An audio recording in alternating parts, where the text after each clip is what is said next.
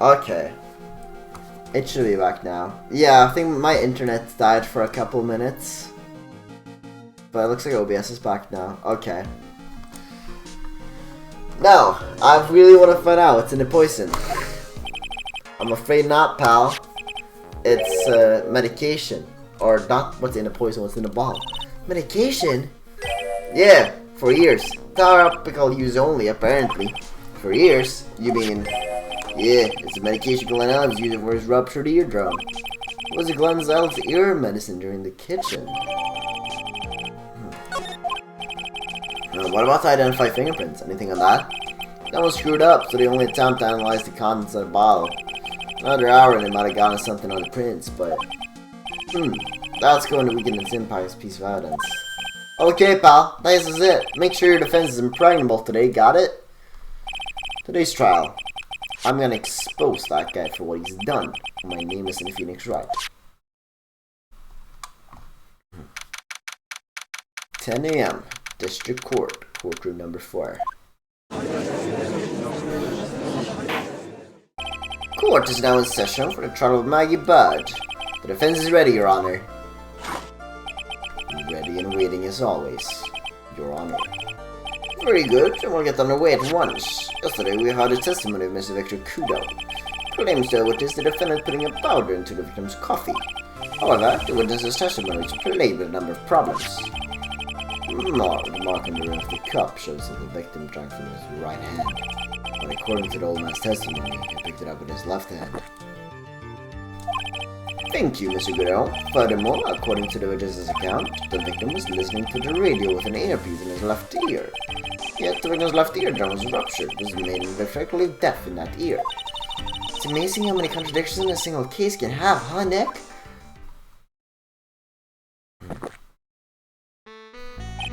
Ha! Allow me to enlighten you, Your Honor.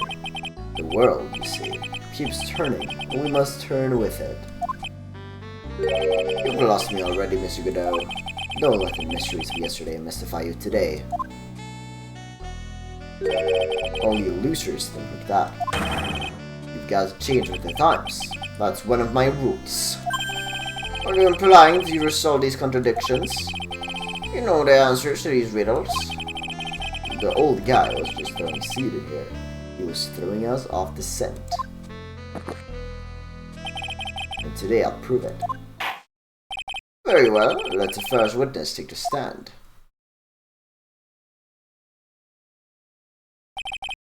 And you are... Oh, bonjour everyone. I'm John Armstrong, the owner of the chapel at Trilogy Restaurant in Chanter. Forgive me for asking witness, but are you a woman? Oh la la, monsieur, as you can see, I'm La Perche and the Perky gentleman known. On the day of the incident, we were in Trevian's kitchen. Isn't that right? With you, monsieur? Everything feels right.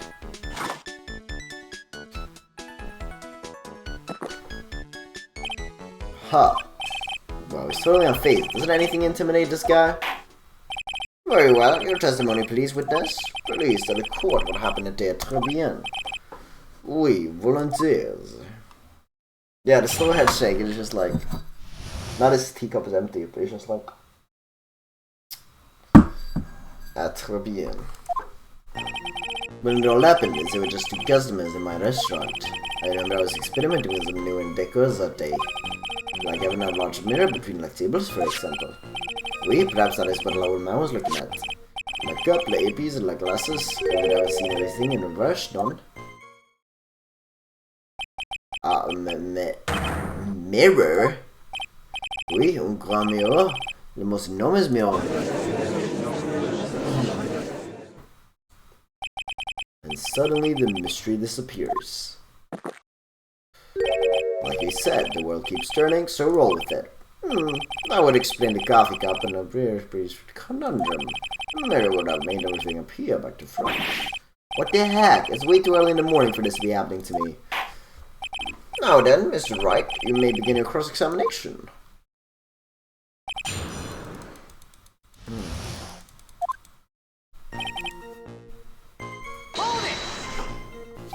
And who were the two customers, exactly? Mice, of course, the young man who died. And the other, not so young man. You are referring to yesterday's witness, I presume? What about the other man like you saw at the table? Something tells me Mr. Armstrong is implying undisclosed existence. We need some more evidence first if we can bring him up, don't we?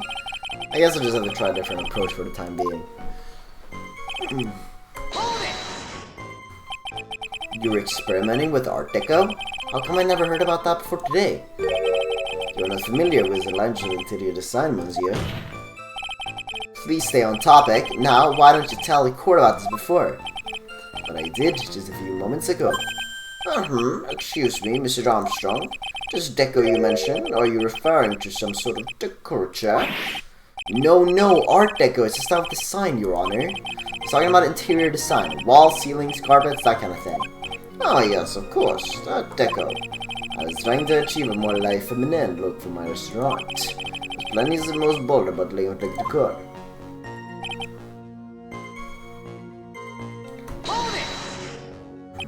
How big of a mirror are we talking about here? Well, something about 4 meters wide and, about 2 meters high. Let's see, if 1 meter is about 1 yard. Holy glass in a frame, that's huge. I was intending to install it on the ceiling eventually.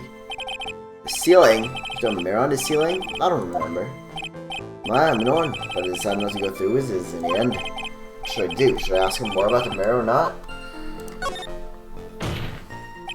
If you really had such a large mirror in your restaurant, someone would have noticed it. But there's nothing about a mirror Mr. Kudomaitware's testimonies. But... Objection! You didn't ask, right? You have only yourself to blame for such sloppy work. What? A mirror was delivered to Chubby Inn the day before the incident. Really? As Mr. Armstrong testified, he was carrying out some design changes. As it turned out, he didn't actually use the mirror in the end. This just doesn't add up. Whenever a mirror was delivered to Chubby Inn, it doesn't prove there was in the restaurant on the day of the crime. If you want to doubt someone, try it. Look in the mirror. I'm sure the person looking back at you would be dubious enough. So what did yesterday had seen a victim reflected in a mirror.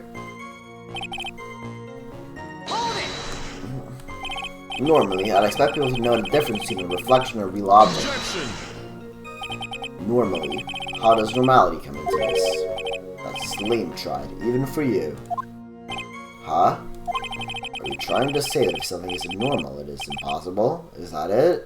Where does that leave the porky-headed lawyer and the top-notch chick over there? And the ungodly cool guy with the mask over here? Well tried? Not the hair! I do not have a top knot! This is a good always correct. A lack of normality is no base for discounting an argument. Ian, logic has won the day.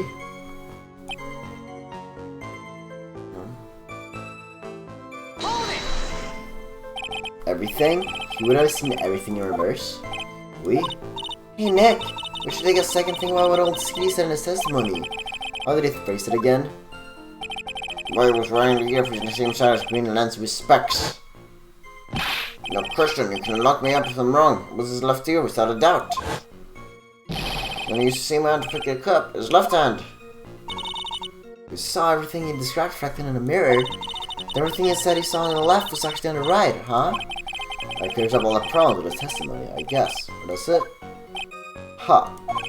It's kinda hard to believe everything's so fall from a mirror, but... You think old C saw everything through a reflection? If it did, it would explain all the contradictions in the testimony.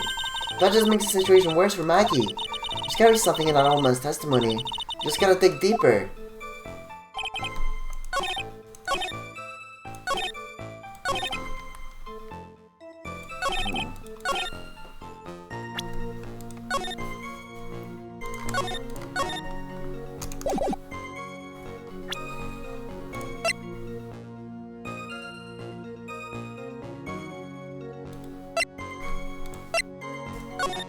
Saying a large mirror between the tables?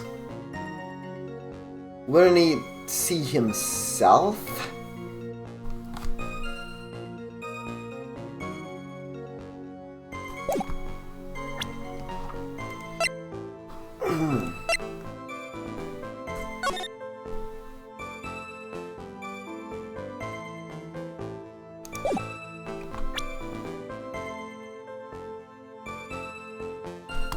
Let's read this again.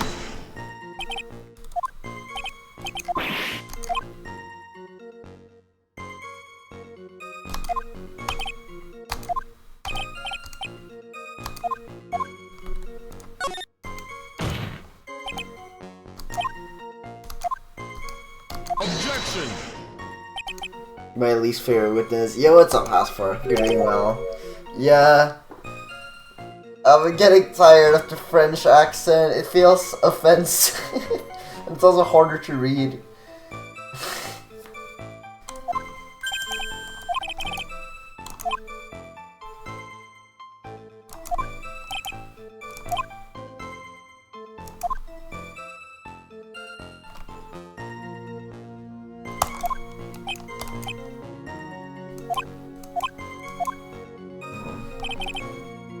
Yeah, Armstrong's entire existence feels offensive. I try to agree.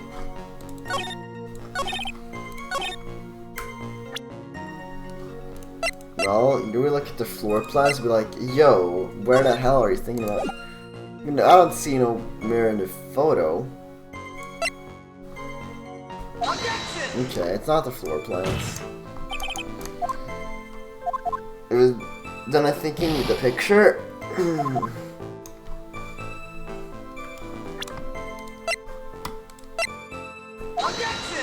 No.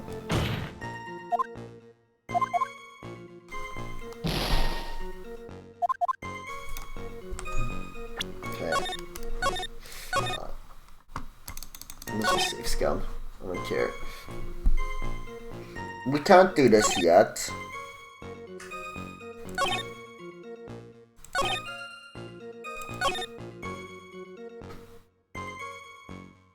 Maybe there's something from this that wouldn't have been remembered.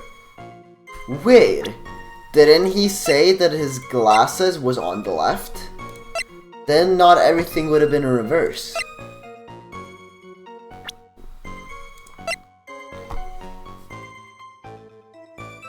I'm pretty sure he agreed that the glasses was on his left side.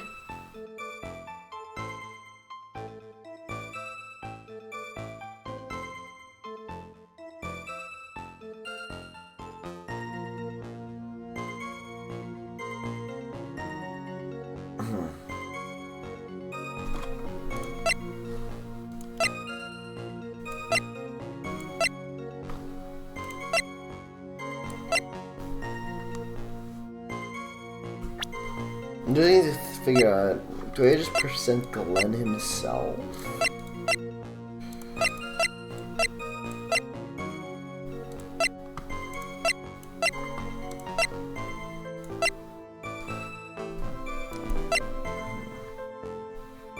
I probably think so. Yeah. The coffee cup, the earpiece, and the HMD. My man! Yo, what's up? Dude, I'm so excited. I'm excited for this trial. Oh, sorry. Gotta answer the phone real quick.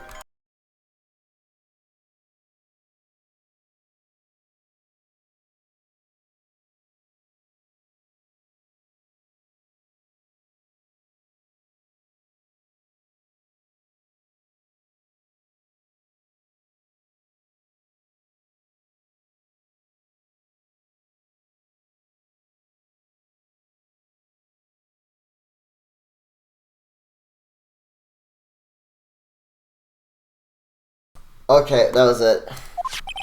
Let's think back over Mr. Kudo's testimony for a second, shall we? Boy, wearing everything in the same side as the green lens of respects. No question, you could lock me up if I'm wrong, this is the left ear without a doubt. So, to summarize, we were told both HMD and the earpiece were on the victim's left side. Now, Mr. Kudo saw all that in a reflection in a mirror, and both HMD and the earpiece were actually on the victim's right side. Exactement, you see, monsieur, that's what you think about it, it's not so odd, none. Unfortunately, that's where we run into a monumental contradiction with the facts. Mr. Kudo really did see everything in the mirror. Why is that HMD is now on the wrong side of his head? Order, order, Mr. Wright is correct. If the witness genuinely observed the victim reflected in a mirror, then we would expect the victim's eyepiece to have been over his right eye. Objection! How bitter. Try it, you should have a taste of this bitterness. It'll calm me down in no time. Dude, I need his coffee. I need this man's coffee. Holy shit. Are we talking about your coffee or something completely different? You don't understand the way the witness thinks. Oh, he thinks. You remember this, I presume. That I broke the vase? Sorry, apology letter. I mean, the screws weren't his money. Exactly. The old man had one very grievous habit, uttering it through he sees. The more of an impression something makes, the more muddled his mind makes it. And what's the most striking thing about Mr. Elk? Clearly, it's the victim's eyepiece. That's my point. The old man strikes again. Mr. Elk's HMD may have made an impression on the old man.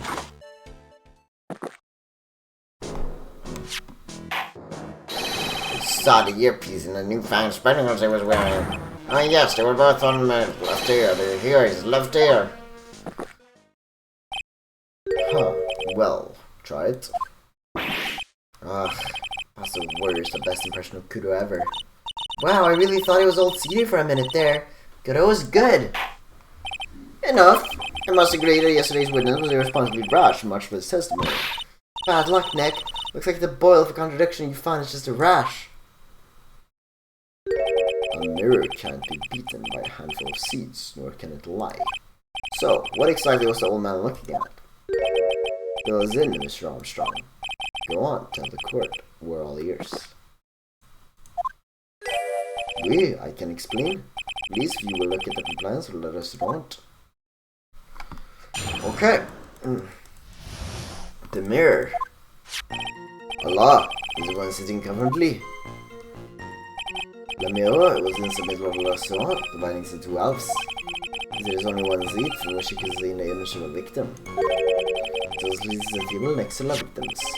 That was where the old man was sitting. After the terrible incident occurred, among the mirrors was not in the way. Naturally, I did not touch anything else. I see no problems with the explanation we just have heard. The table next to the victim, but you could have seen the victim in the mirror. The naughty little coquette I am for using all the men like this. Don't worry about it. We can cheap up, except for the guy bringing out in a cold sweat over there again. Ah! I hate that guy. He really didn't touch anything else apart from the mirror. Are you quite sure about that? Volunteer, of course. Very well, Mr. Wright, your cross-examination, if you please.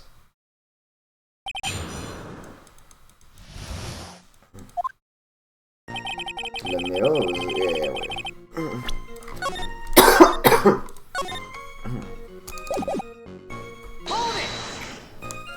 So, run this by me again. The mirror was here, correct?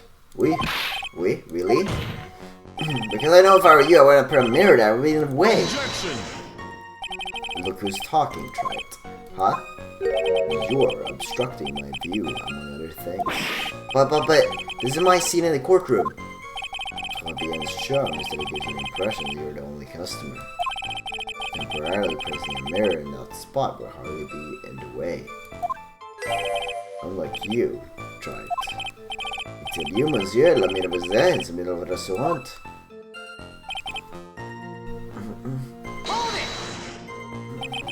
And where would that be? Ooh la la, look at you looking towards me. I always attract the younger boys. Maybe I should keep you in suspense a little longer. Mr. Armstrong, tell the court what you know at once. I attract the older ones too, you know. Handsome. Shall I tease you too? I'm already seeing a very hot someone, so I'm afraid you'll be waiting for a long time. I bet she has market cream skin and cappuccino perfume. Mid. Bien, I will tell you. There was only one seat which you could have seen.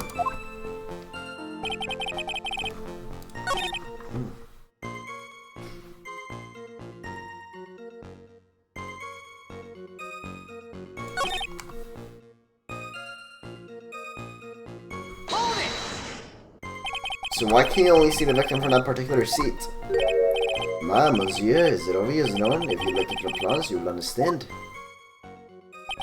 The victim would have been reflected in a mirror like so. Dude, I need a woman willing to drink 17 cups of coffee with me. I need a fellow caffeine addict. Holy shit. Is that so much to ask? You were sitting at the table next to him. You would see everything, none. That's the old scene he was sitting in that day.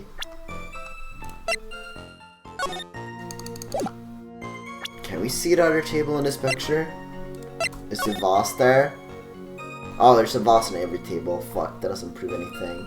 But isn't this the vase that's supposed to be wet and broken? We have a little testimony that Mr. Old Man broke the vase. And it's not, let's see it. I think next to the victim, but that's kind of odd. Yeah, the vase.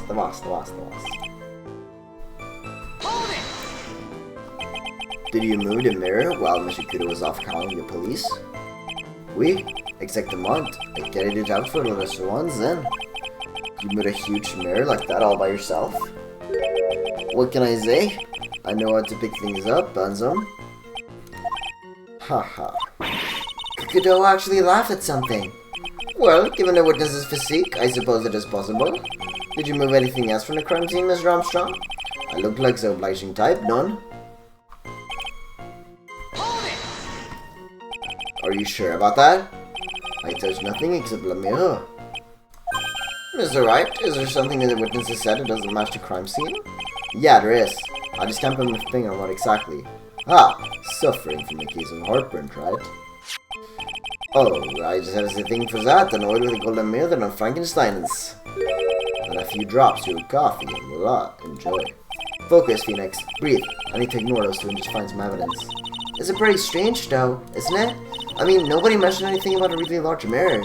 You'd think someone would have, but Maneki didn't, and neither did the old CD. The only logical explanation is that there was no mirror inside Trilogy that day. Now I just gotta prove it, somehow.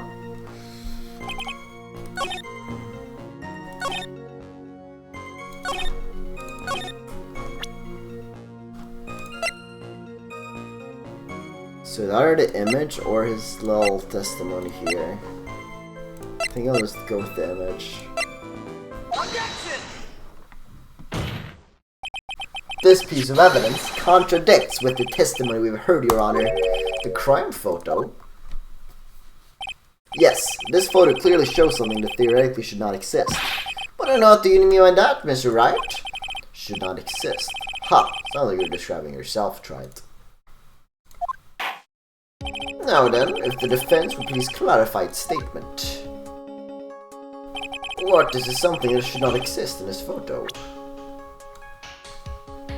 Take that! I think it's pretty obvious that this one should not be in the picture. The vase? What possible connection does that have with this witness's testimony?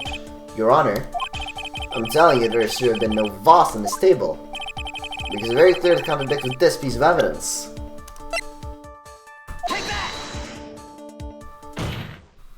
There is one thing that was clearly demonstrated by yesterday's testimony. Mr. Kudo broke the vase that was on the table where he was sitting. And yet, the court can see there's an unbroken vase on the table next to the victim. Why? Because Mr. Kudo was not in fact sitting at the table next to the victim at all. Objection! Don't be an idiot, Trite. Smash this coffee into the table. That's impossible. That seat's only Kudo could have seen the victim's reflection from. Exactly. There is only one conclusion we can draw from this contradiction. There was no mirror in Trabien that day. The testimony of Mr. Armstrong is an elaborate lie. Mon Dieu! Objection! Don't try to confuse the court, Tribe. Obviously, the witness cleaned up the vase, while the police were taking their time getting to the crime scene. Objection! Unfortunately, Mr. Godot, that doesn't quite work for me. Mr. Armstrong already testified to the contrary. In his own words, I did not touch anything else except the mirror.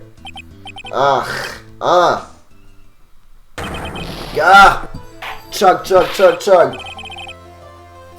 Well, witness, what do you have to say for yourself? Maybe I should just fill this teacup up with water so I can do the meme. It'll be fun. Whenever he chugs, I can just do it too. Fuck it, I'm gonna do it.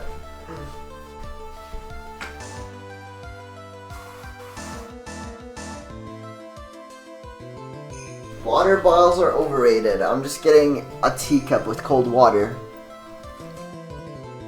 Now I can do the meme. I was right. There was no mirror in the restaurant that day. In light of this revelation, we return back to the original problem. Why did the victim have an earpiece in an ear which you couldn't hear? Ha! You only get one shot in life. There's no turning back. If you want to claim that the mirror wasn't there, try it. This problem is all yours. How do you explain what the old man saw? If I can answer this, then I'll be that much closer to the truth. I can feel it. Are you gonna be okay? Can you really saw this contradiction, Nick? There's more than just this one contradiction, Maya. What do you mean? Remember what Maggie told us? There was another man at the victim's table. And there was a sample CD on the victim's table. It all flies in the face of Mr. Kudo's testimony. And I think I know the reason why nothing in this case is adding up. Well, Mr. Wright, let's hear your answer. Yes, Your Honor. The reason behind all the contradiction, Mr. Kudo, is simple.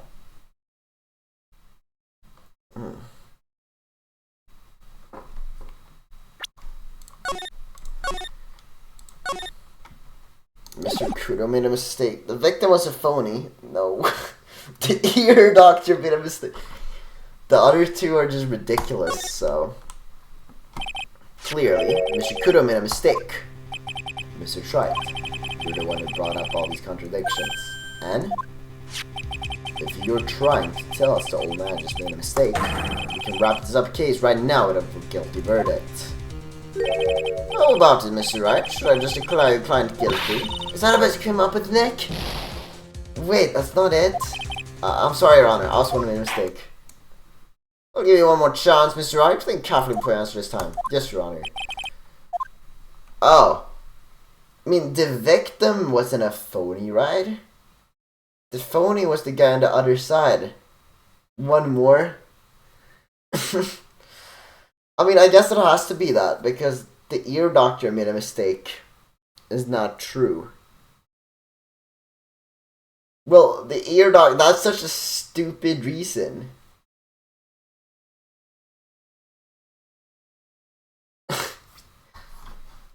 Let's be a bit more crazy.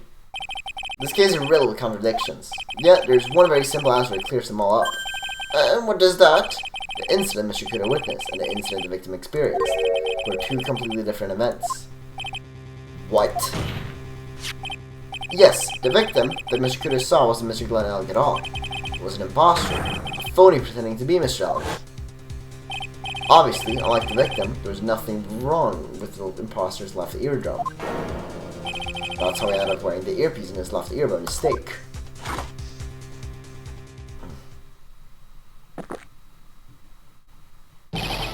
What?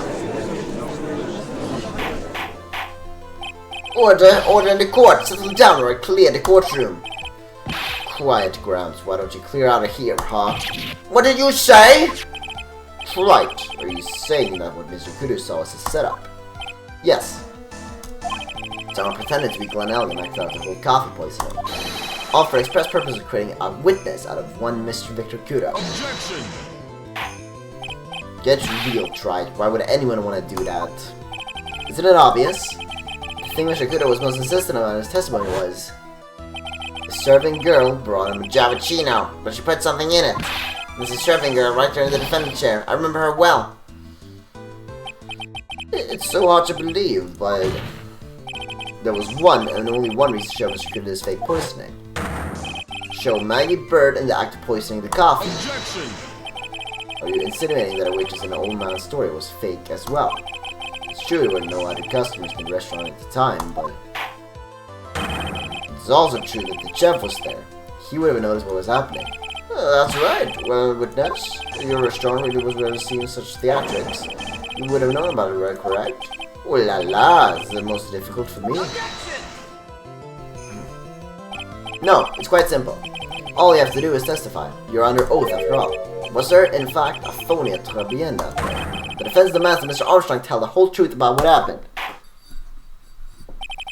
The defense's request for additional testimony is accepted.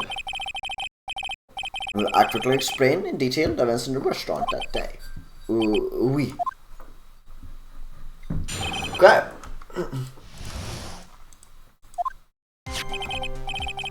La victim, Monsieur Eric, gick ut till my restaurant alone. I remember the old man arrived not long after him. He said, "There were no other customers." When he got word, won a lottery, Monel became very excited. It was approximately 5 minutes later that a poisoning incident occurred. No, there was no time for a funny to do a like thing. Oh, yeah, vous, forgive me, Your Honor. I lied because I wanted this mess to be cleared up quickly. What you have just done is commit perjury, Mr. Armstrong. I will decide to punish you later. Oui. For now, we will hear cross-examination. Mr. Wright, if you please. You're doing the perjury charge a bit too well. But I'm guessing he'll be in more serious trouble after this cross-examination.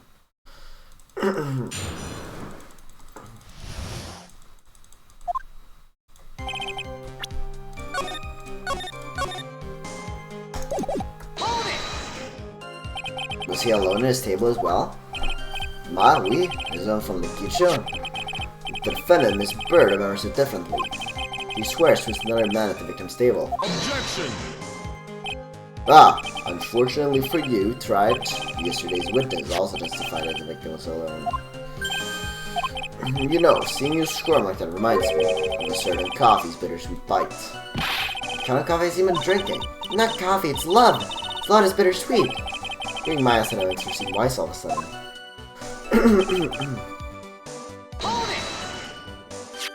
By old man, you mean Victor Kudo, correct? Oui, he comes out for my special coffee. I drank your coffee once, Mr. Armstrong. It's special, I'll give you that. It's worth a sip just for the experience. Oh, you make me so happy, monsieur. You're most welcome any time. I said it was worth one sip and nothing more. So, Mr. Kudo arrived at the restaurant along the same time as the victim. Maybe I should ask about this arrival in more detail.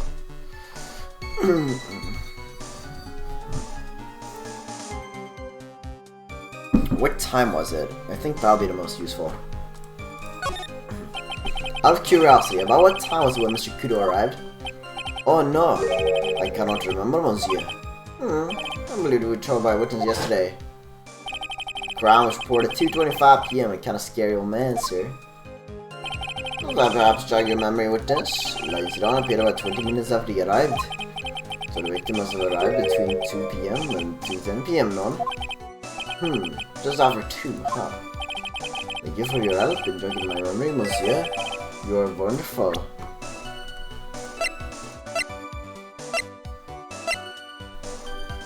Where is the lottery ticket thing? 1:30 p.m.? I can't sit here all the time and do nothing now, can I? I'm getting his ass. Time of the day will answer with his testimony. Oui, monsieur judge. Everything I do it for you. Bryan Adams reference? Holy shit! Merci bien, that's French, isn't it? I'm glad at least one person's in a good mood. He's even having a song to himself. I got his ass. The lottery number said 1:30 p.m. Well, I gotta press this. Are you absolutely sure about the time? When you think really odd? I'm sure it was just after 2. Oui? This is the time to stop serving the lunch menu. Quite right. I always break for lunch when the restaurants are selling the specials. I've been known to wind up a case early just to make it on time. I guess you should never get between a hungry judge and his lunch. Oh, would you look at that? It's almost lunchtime already. Witness, get on with your testimony, please. So your only customers are Mr. Kudo and the victim? Objection!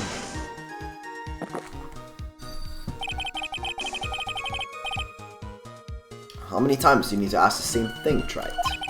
You'd never catch me drinking the same blend twice. Huh? You're trying to establish a precedent of a phony victim in a restaurant. But you're wasting your time. You can't grind birdseed to make coffee if you catch my drift. But there's a hole in his testimony somewhere, I'm sure of it.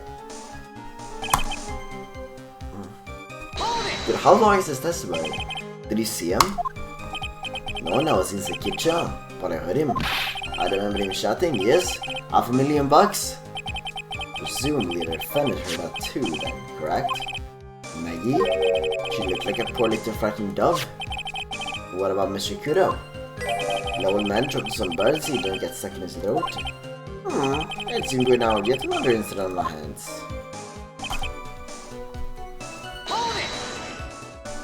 And what were you doing at that point? Without any customers, you must have had time to kill? I'm a multi-talented woman, monsieur. Sorry, what do you mean? There is a renowned chef, John Armstrong, and lethargic poet, Clarice Armstrong. Clarice? Oui, I was writing a poem, and I retailer for chef and $500,000 of debt. Cooking for a man who won $500,000 in the lottery. It's called Pourquoi? It means why. Perhaps I could recite it for la court? Please don't.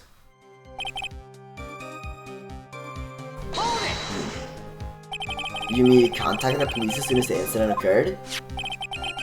As an old man cut from a payphone. By your own argument, right? The purpose of this phone victim's performance was so the old man would see it. In other words, once the incident occurred, this opportunity would completely disappear. Indeed. Beyond, it seems like the shadow of what doubt has been lifted, n'est-ce pas? I guess Mr. Armstrong's connected to this case, huh? Absolutely. Tom was impersonating Miss Rowley, and I refused to believe he was oblivious. He was there the whole time, after all. If you're right, wouldn't Maggie have noticed too? She fell unconscious when the incident occurred, remember? Ah! You mean that's when the phony staged his act? We'll know for sure once we find a hole in his testimony.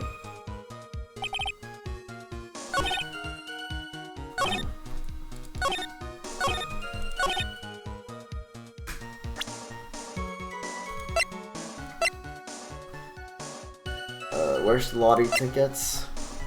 Here. Objection! Got his ass! I'm afraid I finally got you, Mr. Armstrong. Wow, what do you mean?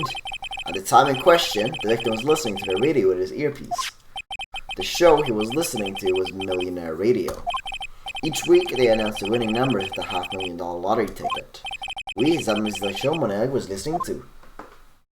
I can't see any problem with this testimony, Mr. Wright. I wonder... You say the victim arrived at your restaurant after 2 p.m., correct? Oui, I'm sure of it. I remember it perfectly now. And it was that time because I just finished having my lunch menu. Get to the point, right? If you have one. That show is broadcast live at 1:30 p.m. and it claims to be the most thrilling 10 minutes of your life. It's on the air at 1:30. No, supposedly, the victim made some noise when it was announced that he had won. And yet, I don't believe this cry of joy could have occurred after 2 p.m. Because the show had already finished more than 30 minutes earlier at that point in time. None! This victim would have been told about has done nothing but the impossible. Listening to the radio with a ruptured eardrum, catching a show that was already over. There's only one conclusion you can draw from these facts. This victim was an imposter, acting out the poisoning 30 minutes after a real murder. Yes, there were 2 Glen Elks in Fabienne that day. The real Glen Elk, now dead, having been poisoned by the real killer. The phony Glen Elk acting out the events for Mr. Kudo to witness. It certainly seems that way. I mean, if it was a big case, I would just explain this time discrepancy. Objection! Quite a performance, right? You were almost on a roll. But sadly, you lacked a rock-hard foundation of rhythm to build your song. What is this? Music Theory 101? This recap, according to your imaginary theory, is now just after 2 p.m. The phony Ayal is performing a play for the benefit of Mr. Kudo. How do you explain then where the real Glenelg is? I don't believe I have to spell this out for the court. However, at that time the real Glenelg was already dead. That's certainly the obvious conclusion. Objection!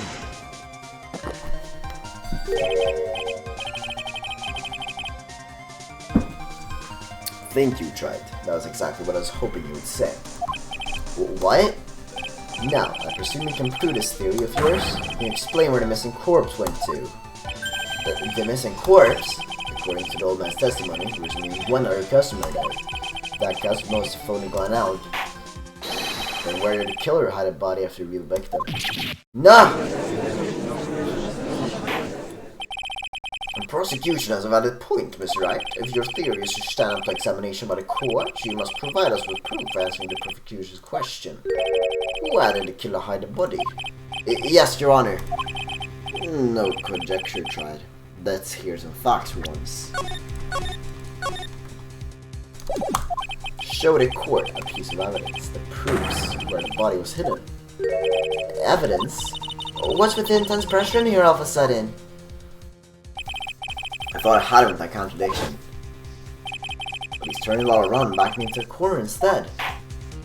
Well, Mr. Wright, the court will now hear the defense's theory and evidence. First, where was the body of Julia Michelle concealed?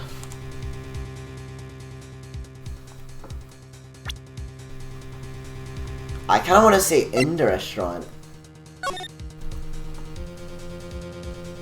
You could hide it in the kitchen. The kitchen was kind of suspect. It would have to be too dangerous to take the body outside. Obviously, the body must have been hidden somewhere inside Trabien. Interesting. Well, where could the body have been hidden inside a restaurant? Perhaps you have to show the court these plans, Mr. Wright. Yes, Your Honor. The entire location where the body was concealed is not Trabien is. Isn't the counter really tall? I mean, it's either the kitchen. Take that! But it's in the here. I see. Nice position. The real question is, can you back it up? Where's the evidence that proves the body was hidden in that location? Oh, it's way too vague.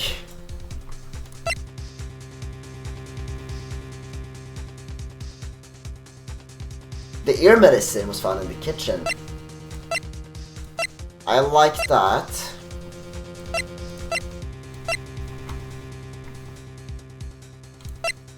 I don't think anything else to do with the kitchen.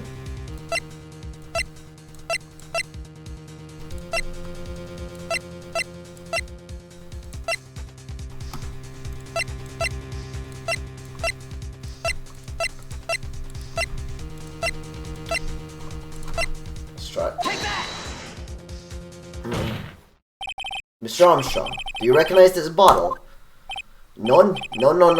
I've never seen a ugly bottle before in my life. I only use my very best bottles, monsieur. This is the quality only for me.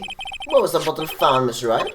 Interestingly enough, Your Honor, it was found in the kitchen of Trabien. Eh? Quoi?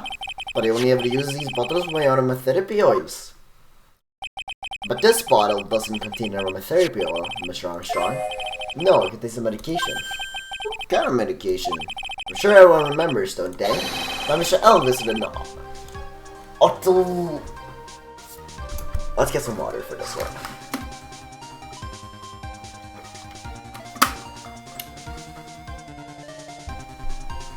Otolaryngological clinic and was given medication that day. You can't be serious. The defense had the contents of the bottle analyzed and they had lab results here. The contents of the bottle matched the prescription that was given to Mr. Allen. Blah! Well, now this murderer hid the body in the restaurant kitchen. In which time, this bottle fell out of the victim's pocket. Mr. Armstrong, would an incident occur, didn't you say you were in the kitchen? Mon Dieu! Yes, you know what I'm about to say. It was you who hid the victim's body. You did a fine job pretending to defend my client, Maggie Bird. However, my client, Maggie Bird. However, you were setting her up to take the fall behind the poor girl's back. None! He's being bribed. Yeah, it makes sense. Better than loan sharks. Order! This is an extraordinary development. With this, did you murder Mr. Glenell? Never! I could not do such an horrible thing. No!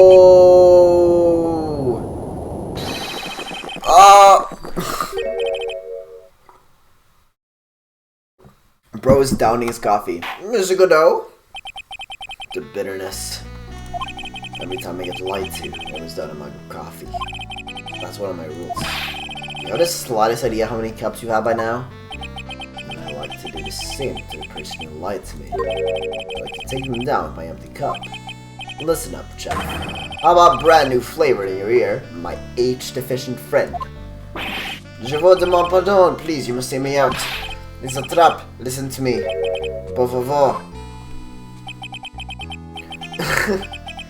Yo hablo español, Mr. Armstrong, and por favor is Spanish. I'm only going to ask you once. Did you do it? None! None! Absolutely none! I simply... Let's hear it. You got one shot. You're right, Gramps. With this, the court will permit you the chance to make one final statement. If you lie on your oath again, Mr. Godot's coffee mug awaits you. That is my gavel. Oui, it is clear. What do I always say in the movies? I've got a bad feeling about this. Very well. Begin your final testimony, Mr. Armstrong.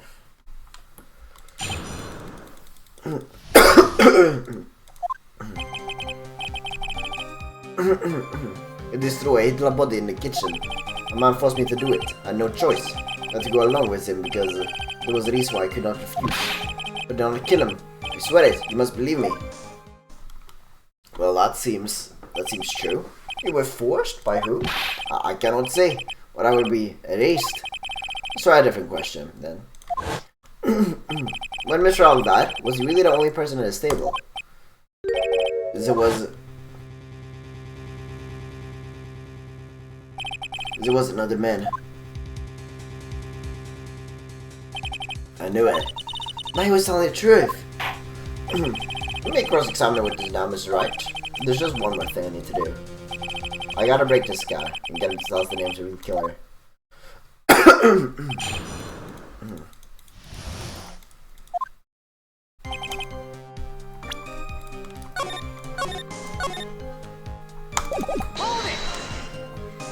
Did you carry the body by yourself? Oui, I carried him. And I carried Maggie too. Maggie too? When she saw the victim collapse, she fainted.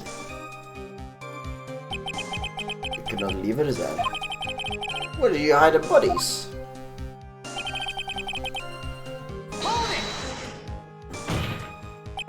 What man? Who was he? No, I cannot say. I fear for my life. He's really scared. I just have to put the words in his mouth, Nick. Yeah, you're right. You won't tell me, I'll tell him. Why would you go along with this man? I guess I just present reason. And what reason would that be, Mr. Armstrong? You know, Monsieur? Yes? Surely you cannot expect a young maiden to talk about such an embarrassment. A maiden? You're a bit old to get away with that. And a bit too male. I can't finish this cross-examination without establishing his reason. So I just have to prove it with evidence. So, you're claiming that all you did was hide the bodies? Is that correct? Oui, that's right. We're to believe you, Mr. Armstrong. You must tell the court everything. It must be clear identity of the man who ordered you to do this. He's already confessed this much. You might as well stop dancing around the real issue. Yeah, but he really doesn't want to tell us who the killer is. Sock it to him, Nick! Yeah, that's not a bad idea.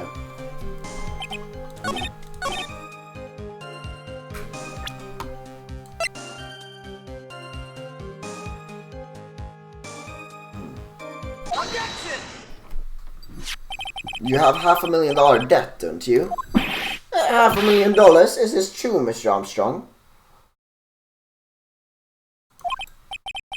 Oui, je suis désolé.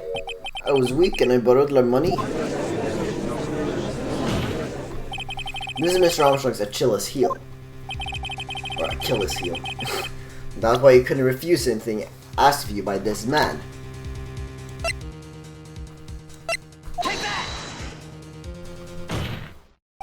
A $500,000 loan from a black market loan shark. And you had no way of paying it back, did you? That's why you were forced to do anything this man told you. Oui, it is as you say. Mr. Armstrong! Le Tigre. Le Tiger. You told me he was going to use my restaurant for our business rendezvous. No, the name of question. He was meeting on waiting to man to repay his loan. I don't know why it happened like that. I just did what he told me to do. I had no choice. I carried la body and my conscience, Maggie, out of the dining area into the kitchen. I've said I just tried to forget what I had seen. I think we can now safely say that the man who forced your hand was Mr. Fiorio Tigre.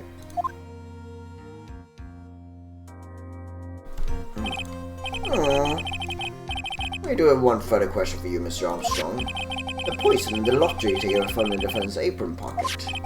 Was that your doing as well? None. I knew nothing about that. Did it look like it was by you who had done it? I was not. This is despicable. Mr. Godot, you will summon his Fiorio Tigre as a witness.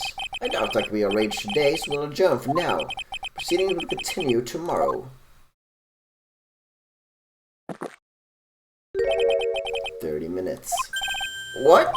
The trial will go on. I'll see you to myself. I need half an hour to get that guy on the stand. Not a minute more. Ahauda! Don't sit back and relax yet, try it. No one knows that Chef's really telling the truth or not. The trial can still go either way. Very well.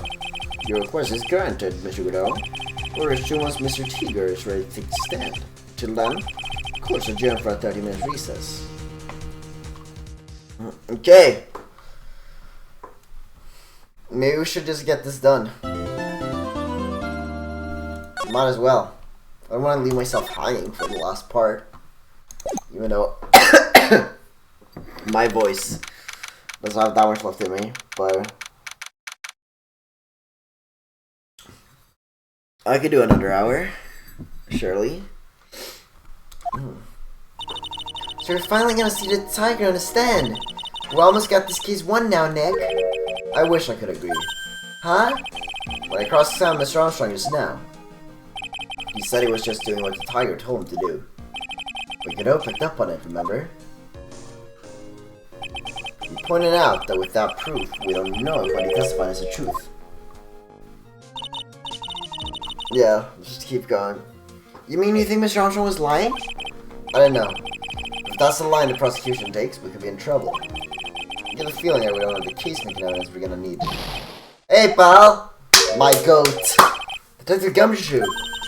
What are you so jumpy about, Detective? Your hair's standing on end. Hey, that's a pot calling the kettle black, little Miss Top Knot.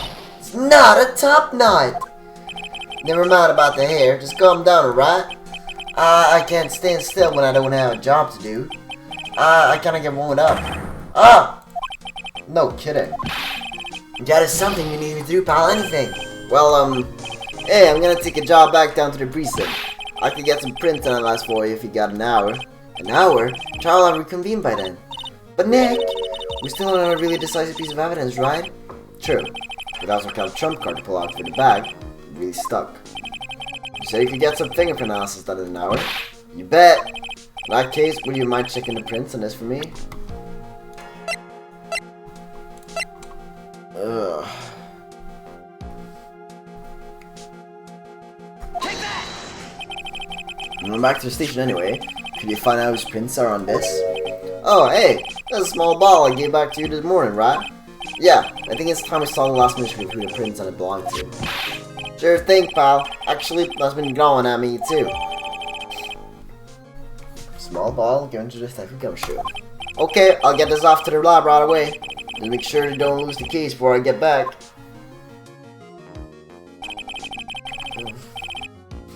Yeah. Streaming Ace Attorney while we have a cold is not the best idea, but I really wanted to finish this case. So, this is pretty much a final showdown, I guess. It's time to separate the phonies from the real guys. Jeremy, thank you. I mean, I'm feeling better today than I did yesterday, so that's something, right? Court will now reconvene. Mr. Godot, did you find this Fiorio Tigre? Playing both Phoenix and Tigre. I feel like they wouldn't have the same kind of voice. I mean, yeah, Tigre's the phony Phoenix, but I feel like Tigre's got the Italian vibe. Like, he's not the part of the Mafia family, but the way he talks, like, hey, I'm walking here! I'm gonna tame them for you. That was a big-up job, no problem. I see. I tamed them. They get a name of Fiorio Tigre, but come on. It's pretty lively. Be careful, he still bites. Very well. Please show Mr. Tiger to the stand. I love his tie coat. Witness, please state your name and occupation for him. Rah! Ah! Don't hide under the table, Maya, unless there's room for me down there too. Would you mind what you say to me? Nothing. I didn't say nothing, honest. You could have guessed the fear would into his bad Brooklyn accent with the judge.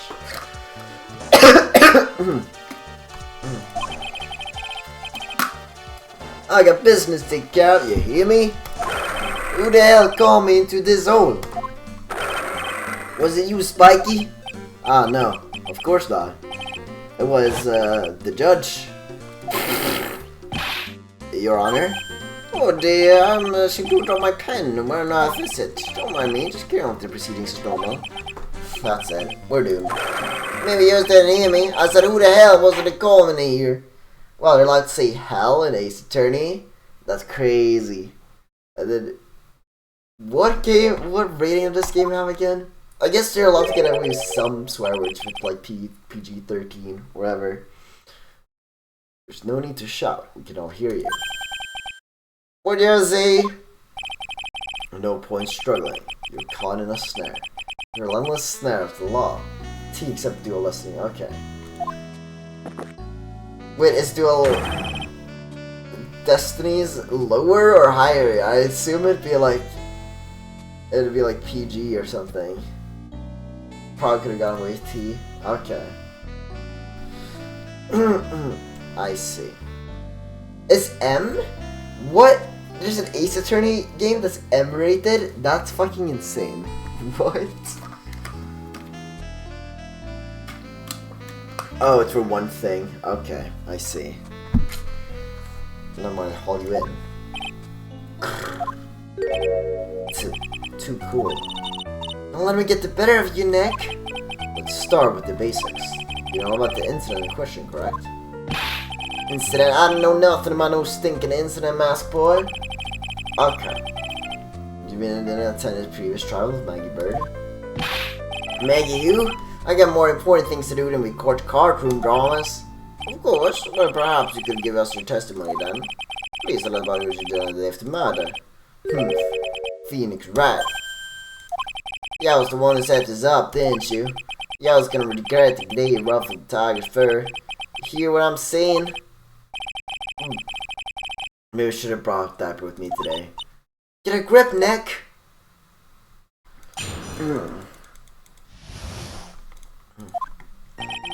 I don't know nothing about no murder. Whoa, I started up a business in December last year. Spent all my time in my office. I got wheels lined up to borrow cash from the tender lender every single day. Just wouldn't check my alibi to satisfy a letter. Oh, it allows to find my pen. Very well done, Mr. Wright. Your cross-examination, please. Ah! What is it, please? What does? You could refrain from shouting out like that. Know the kind of game's the guy in the blue place. That lowlife ain't no lawyer. He just punches away his stupid details till he wins. Lowlife? Me? Listen up, Spotty. Every time you give me some ding-dong that doesn't relate to this case, I'm gonna bill you $50,000, and y'all's gonna borrow the cash from me. Oh no, my pressing is limited, isn't it? Fuck. Okay. That's one loan contract I refuse to sign. Don't think you ain't gonna get hurt when you tangle with the tiger.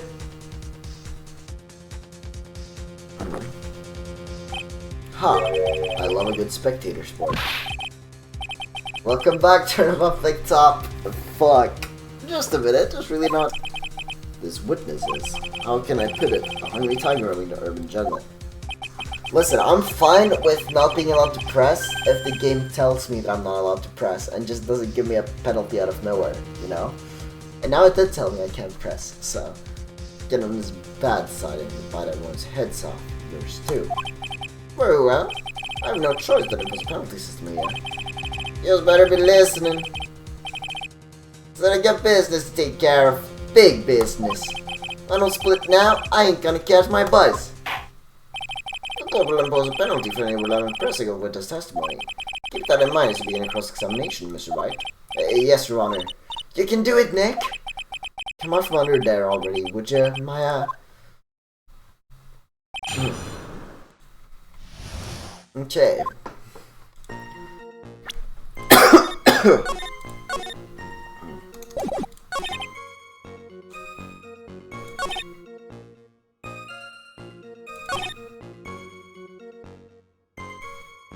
Guess this relates to the case.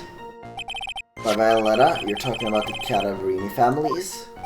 Yeah, you don't want to cross them, or you're gonna wind up sleeping with the fishes. Oh, sorry, that was too sudden. It's Brooklyn. Well, the Godfather finds out you've been dragging Violetta through the mud. He'll do you in. Sorry, I couldn't quite put it all together towards the end there. He said it just like Viola, didn't he? I get a feeling this might not be the right time to probe him about her.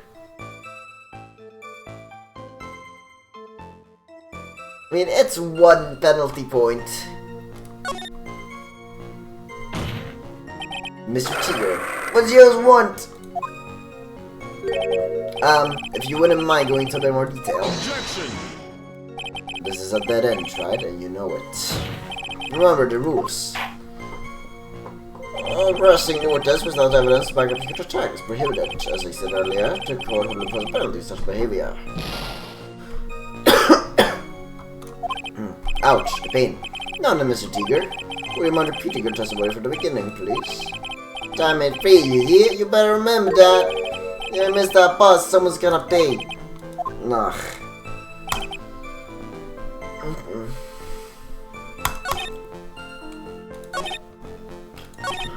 This feels pretty relevant. So I take it you get a lot of customers at your black market loan office? Though for the little guys these days, small businesses are feeling the pinch. Boss of companies like that want to get it good with me. I'm their best friend. I see. That was very admirable of you, witness. Yeah, well, then Len's model went through compromise, you know? Went through compromise? What is that supposed to mean? Compromise the customer to win. That's what it means? You's got it? With best friends like you, who needs enemies? Here, let me spell it out for you, Zol. You don't pay me back within 3 days, Spiky. I think that will do, and you stupid head. Let's follow what I'm saying. But I'm not one of your customers. Should I have more about Tender Leonard or not? I mean, that has to do with the case. More than anything. Mr. Tiger, what do you want? You wouldn't mind getting... Objection! Fuck! Wrong one. I'm gonna lose all my health points, bruh.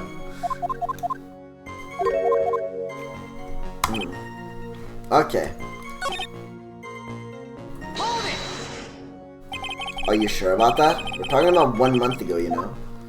Easy, Steve. That's how sharp my secretary is. Sharp?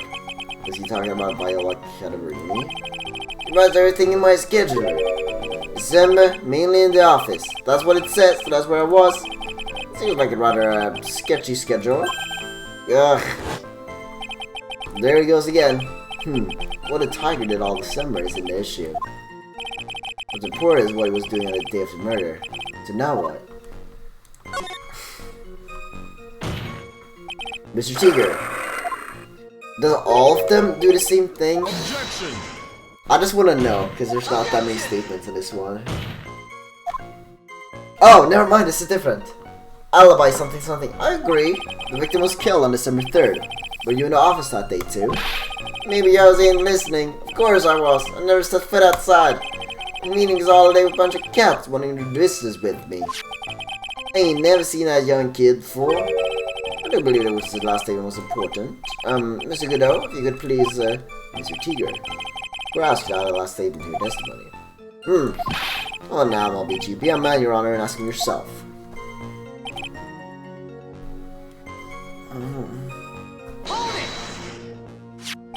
You didn't know Mr. Glenelg? Really? I don't mess with the guppies when they're bigger fish to fry. What'd you say, boss? Who? Me? I was about to hit you with a fat $200,000. Well, I was thinking about purchasing a nice car from Europe. Seriously considering this? Wow, the Tiger's a really good salesman, huh? Yeah, I want to sell this case and you copy him. How about you hit him with a fat piece of evidence, boss? I wish it was that easy.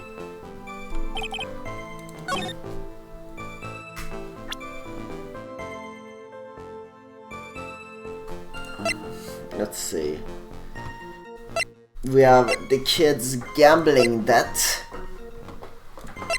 Maybe.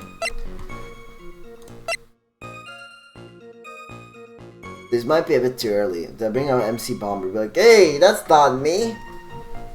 I never seen that.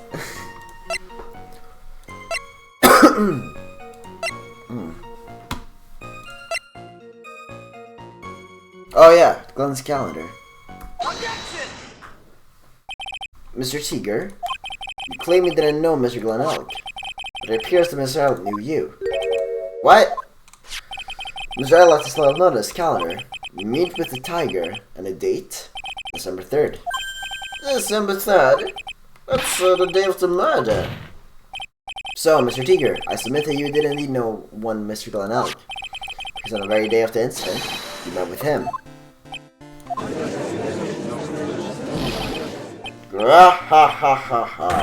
Not bad, yours actually not bad. Sorry. I was just messing with yours. See how good you are. You hear that, Nick? Say you're not bad. That's one comment I can do with that. Plus, he's lying through his teeth. Witness, please remember that you're under oath. Lies will not be tolerated. You just call me a lie? Is that what you're doing? So you're saying that your claim to have never seen a kid before is the truth? Then I'm dead serious. You just gotta believe that's the truth. Ha. Let's see, that gives me time to enjoy our cup of pure black magic. That is, while you testify for the court again, Mr. Tiger. Oh yes, will you be joining to the court with us? Never actually met the victim. That's gotta be a lie right there. That's how I nail this guy.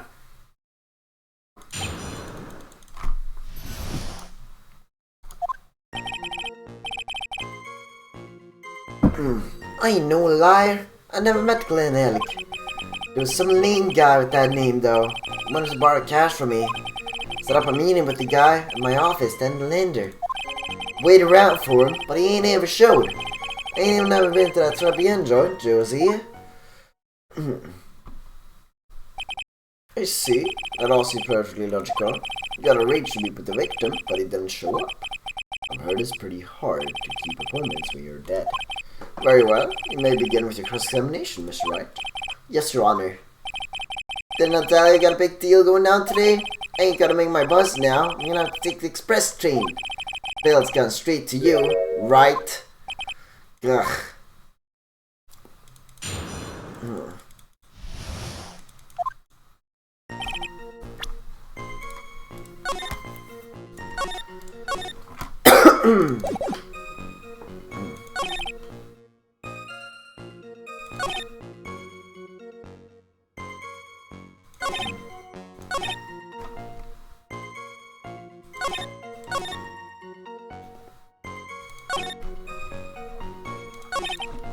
You know you want this thing, man? No, this one. So your meeting was supposed to be at Swabian then? Why would I want to go to a dump like that? I want to talk with my clients. I got an office decked out for job. The best punching bag y'all's ever seen in there. Not exactly a professional office you got there, you know. So what are your offs on the day? Question. Oh. That didn't do anything. That's very strange. According to the manager of the firm when the victim birthed, December 3rd was the day they had to repay his loan. It wasn't due to discuss borrowing money, but repaying what he owed. Oh, yeah, maybe I was right. Whatever it was going on at the beginning of December. So you did meet Mr. Elk then? Hey, right? You always might want to cool your jets a sec.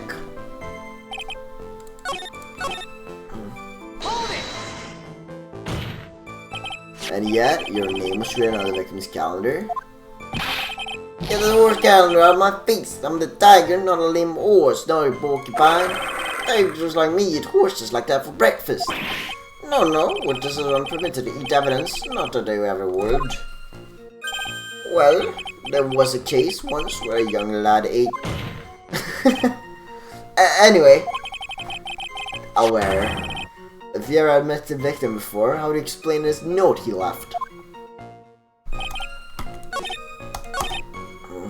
Reference. I love eating necklaces.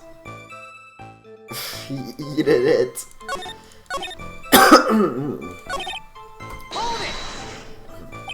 He didn't show up? Ah, what do you think, Tripe? Let's see. How does a dead man get from a French restaurant to Lone Shark's office? And you yourself didn't go to Trebian? What are you trying to pin on me here? Why don't you just come down to my office? We can chat about this thing my way, yeah? I got the best punching bag y'all ever saw in there. No need. I'm good, thanks. Listen up. I ain't got nothing more to say except this. Never? Not even once? Not even once. I was in my office the day that I went down. I didn't put no poison in no kid's coffee. Capiche? Think you really didn't meet Glenn Helg? Not likely. Because I'm convinced this guy's behind the whole thing. So you mean that whole testimony you just gave was a lie? Of course. We can't afford to go in time to think of ways to plug leaks in it. We gotta nail them all as still can.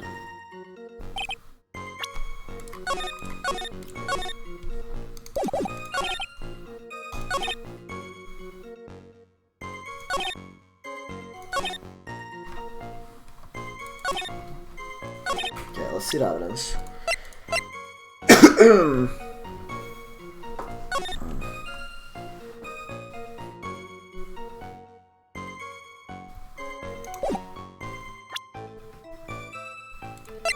The sports paper seems pretty good. But it's victim's handwriting, so I guess there's no proof.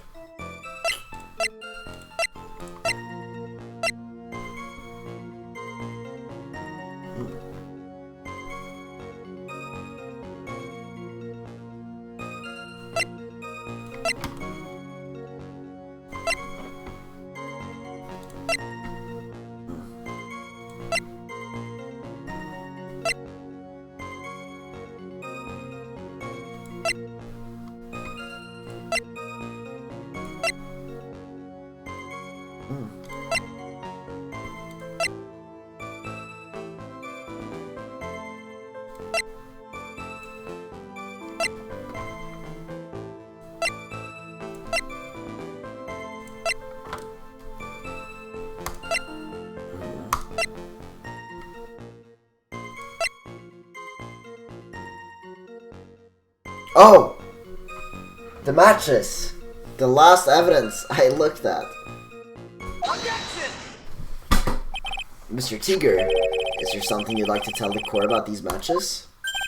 Matches? What are you talking about? We found them in your office at Tender Linder. They're from that restaurant. What? You really never been to IBM before? What was a book of the restaurant's matches doing under your desk? You've been snooping around my stuff now too, wise guy. What are you, my ball and chain? Ain't no broad controlling me. Order. Well, witness, I think it's time you started telling us the truth, don't you? Grah. Sorry, I'm terribly sorry, forgive me. I ain't no pussycat, I don't go back on what I said. But okay, I was at the joint that day. What? Well, listen good, alright? I might have been there, but I still never met that kid. Well. Looks like an order just came in for another testimony. I'm this close to proving it was him.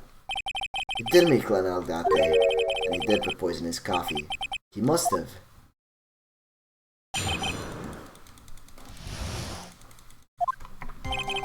I was supposed to meet with the kid at that restaurant that afternoon. When I opened the door to the joint, I saw one ugly scene. The guy was laid out on the table, stiff as concrete.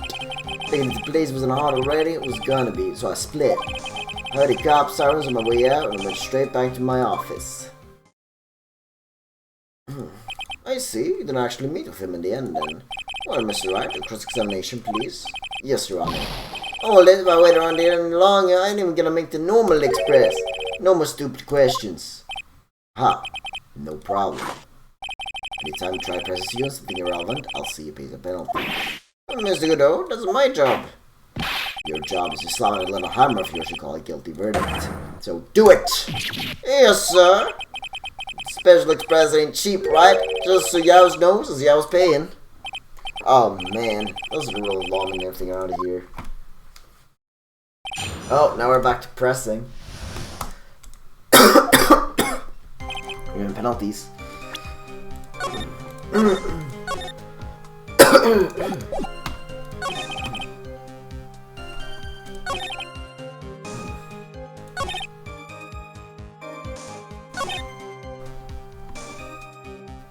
really want to press here.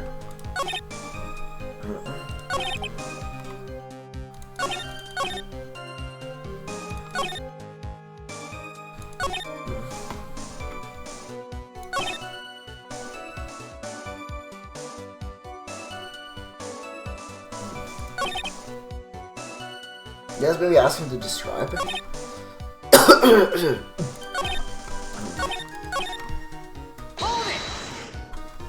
You mean you saw Glenn instead, buddy? Yes, I did, but I only saw him from behind. Wearing some raggy bit of cloth called a hat. What time was this? I don't know. Huh? You know what winds me up more than anything else in the world? Watches. Round watches. I ain't gonna pollute my balls with some wild tick and hen packer.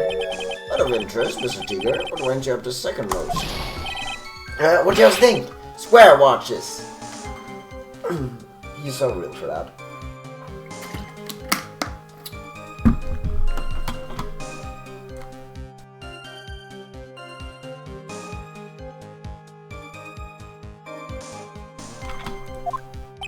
Is this guy for real?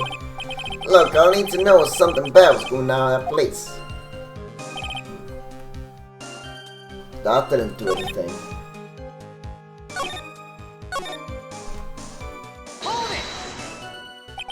So the meeting was to do take place 10 11 on all then? It was making a fuss but coming into the office. It's always that way when I want to talk about repayments. Even though I got the best punching bag you ever seen if there are any issues. Maybe it's because of the punching bag that people are scared to come. So that's why they decided to meet at Trilogy. Objection! Ah, you're going over old ground again, Trent. Sorry. You just earned yourself a penalty. You must suck it down. You would have sucked down a penalty, Mr. Wright, and you would have liked it. Well, at least I've let you know. Thank you, sir. May I have another?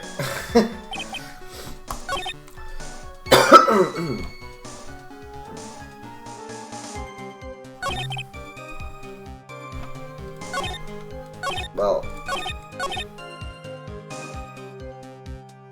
ask him why the fuck he split. He saw a crime scene, maybe?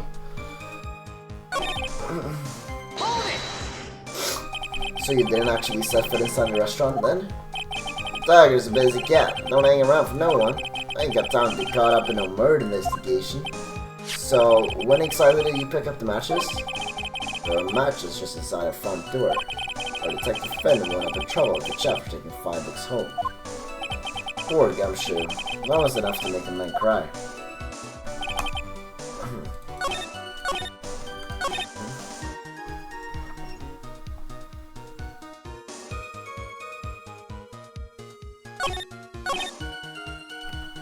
This is gonna be a penalty, but I don't care.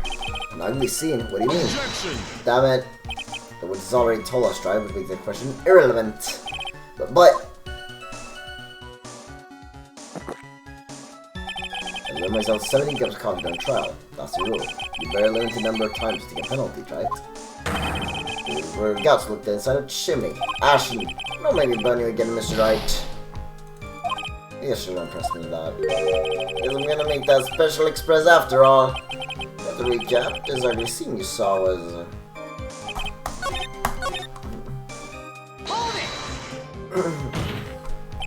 You went straight back? Did the bottom guilt suddenly hit you weren't dead? What are you trying to say? You trying to tell me I would never be guilty of nothing? We all have our crosses to bear. We all have to swallow the dark secrets we hide. Like this. The courtroom's not exactly the place to talk about dark secrets, is it? Let's see if you've done it again, Mr. Wright. Another online questioning. Busted for a joke family. How about those 2 jokers in the garbage can? Well, Nick, what do you think? He's running out of wisdom, what truth. You need to press it fast before it's time to think things through.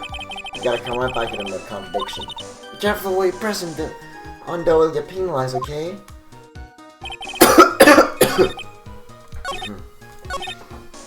Okay. I'll just reload, so I'm not at 2 health. So we know that, what was it? Did he say over this again? Because this one wasn't. He's lost that body. He doesn't know the time. The actual watches. This feels like the most relevant because he took the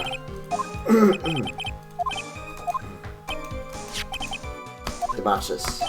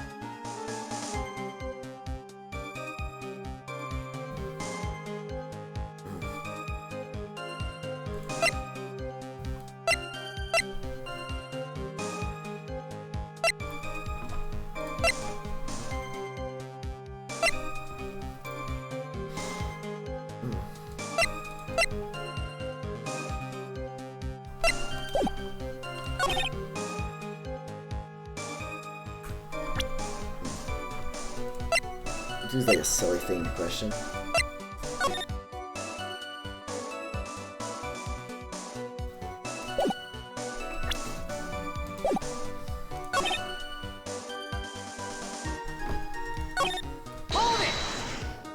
Question again.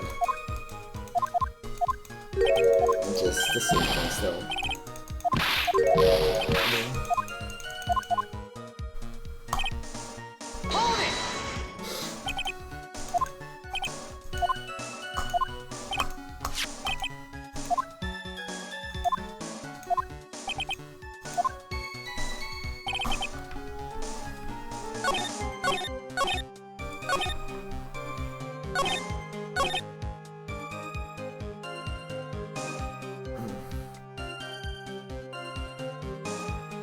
Unless he's indisputable.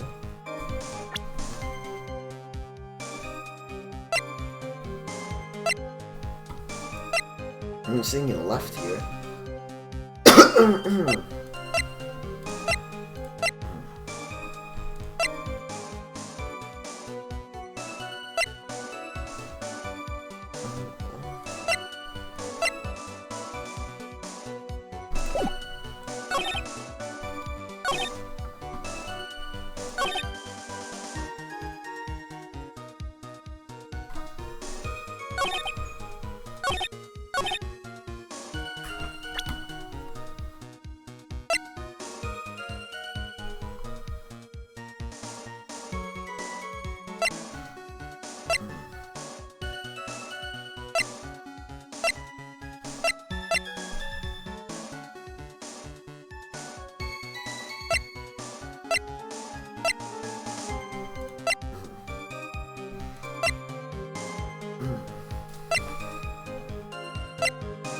Unless this is about like it couldn't leave because his scooter was broken.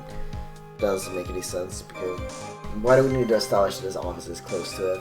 I don't think that matters.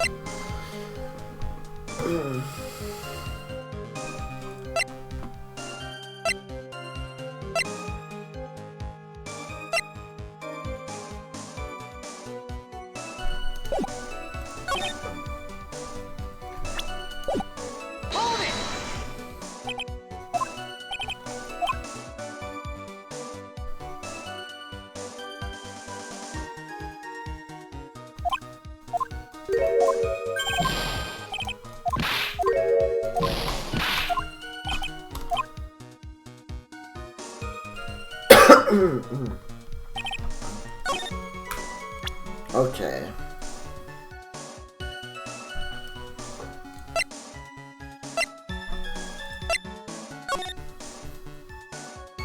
Oh yeah! I think I see it. You can't see him from the entrance, can you? Because when he mentioned... I don't know, he was mentioning something about his seat in that press. And I was like, yeah, that's gotta be it.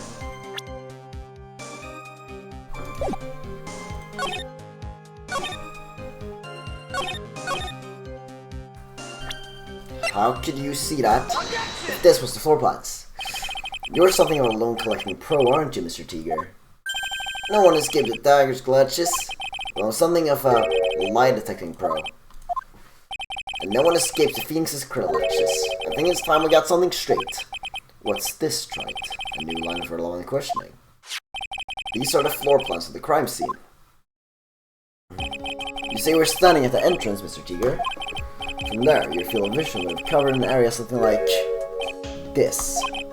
Indeed, the windows would have been a clear view of the victim's seat. Is that not what I just said? Is that what the back of the kid said? Unfortunately for you, that is not possible. When you go to think back, you remember between each of the tables is a tall partition. Why, that's true. Now look at the plans again. The truth is painfully obvious. From the entrance, the field of vision of any customer walking in ends here. So, from the entrance of the Trilogy, you couldn't have seen the victim's seat. But you did see the victim that day, because you met with him. Objection! Wrong. Have you forgotten the old man's testimony yesterday? The victim was alone at his table. Objection! But the defense just proved that point to be moot. The victim witnessed by Mr. Kudo was not going out, but a fake. What? In order to have Mr. Kudo falsely testify, the we've got to post the victim is just to kill and act out a charade. That will do. This trial has gone on long enough without the obvious question being answered. Who exactly was this real killer who impersonated the victim? You see, the killer murdered Glenn Elg, and then impersonated his victim in a performance of Mr. Kudo. That case, Mr. Wright, revealed the identity of this criminal to the court.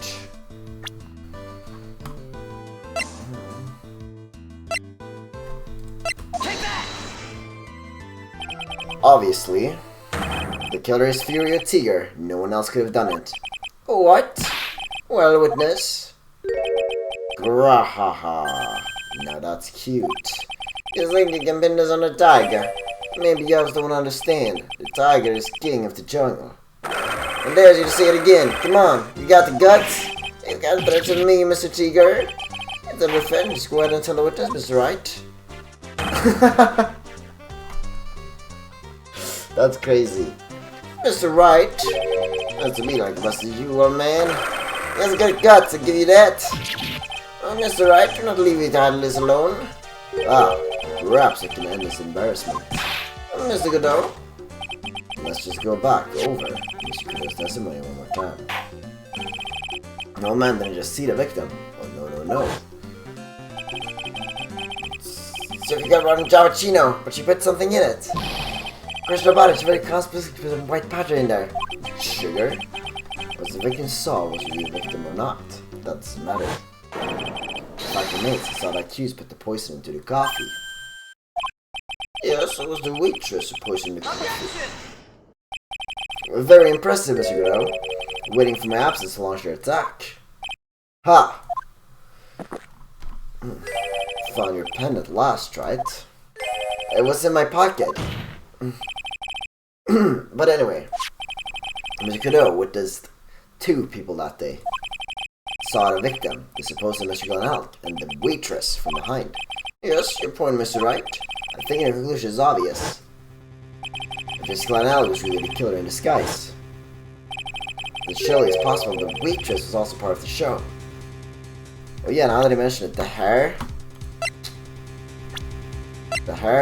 looks more like yours than yours. What? You mean the waitress was an imposter as well? The defendant, Miss Bird, fell unconscious immediately after the incident. And someone used her fainting to hatch an elaborate plan to pin a murder on her.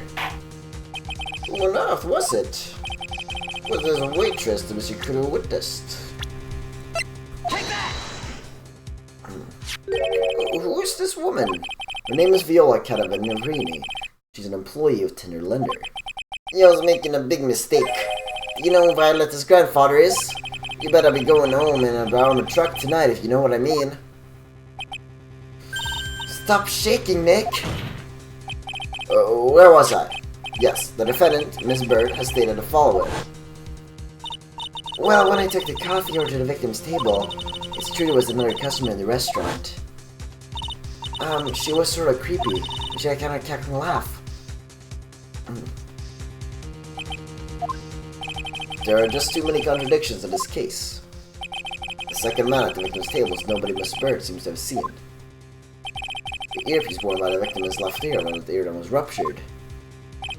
And the radio show was supposedly listening to half an hour after it was over. There is only one logical explanation in appearance of all of these contradictions. The whole incident took place twice, once for real and once for show. And, Mr. Fury the Tiger, the only person who could have committed the crime is you.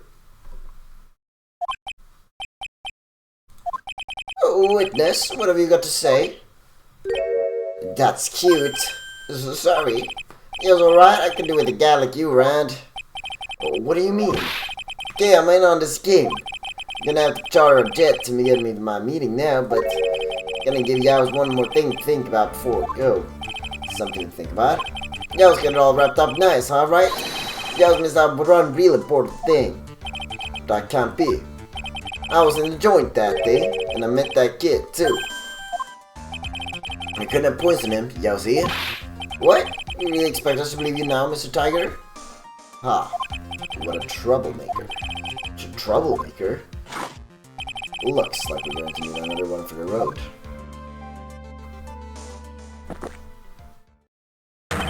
One more steaming cup of hot testimony.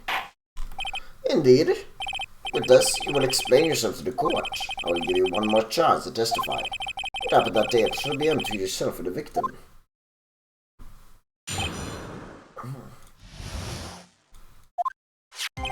Yeah, I know they'll cash about the $100,000. That day, we was due to have a bit chat. The kid had hit a payback date, see? So anyway, he tells me he's got no way to pay up. I'm about to flatten the guy when he starts screaming. Yes, I won $500,000. You're lucky, you know, real lucky. If that waitress hadn't done what she'd done, everything would have been over. No, I see that the principal amount you loaned to Mr. R was $50,000. Yeah, well, you guys got the big taken account. Interest is up fast, you know. That's faster and fast. $100,000 is twice his principal. And the repayment deadline was due about a third a day after consider the question. Yeah, it was one lucky kid. $500,000 just in time. And I have no reason to kill the kid. And if I ain't got no motive, you ain't got no case. His motive? Yes, I have one, but what is it?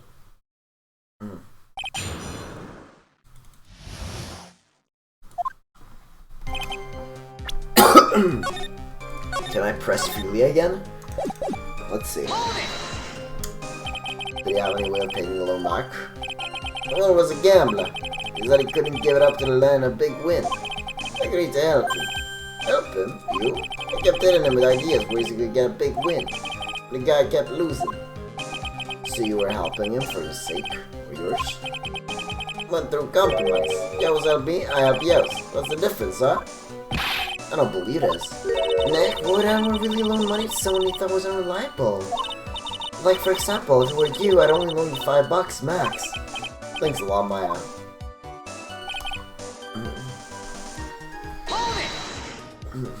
So how much were you expecting to pay you back on that day?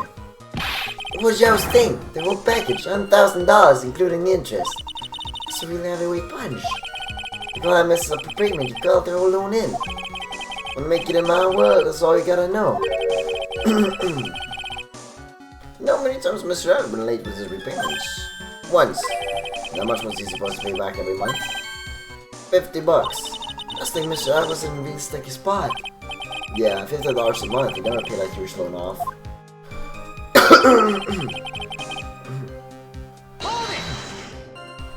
How much did he have left on his debt? You want in round figures? About $100,000. That's the whole amount. I'm talking about a guy who had 58 cents in his wallet. What? You tell me he was gonna pay for the coffee? Certainly seems to have been a brave man, this Mr. Alec. Go smooth, I tell you, real smooth.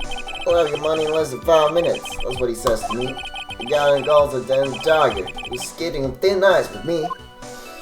Hold it! Just not because the guy won the lottery. There's a lot of chance of a big win. Have you found that this is the ticket in question? That's it. When our radio shows up 1:30 p.m. runs for 10 minutes. That fixes that time we two met with some accuracy. The scene was acted out again 3 minutes later. Also, Mr. Kudo could see it. I can still see the kid's face now. Ain't never gonna forget it.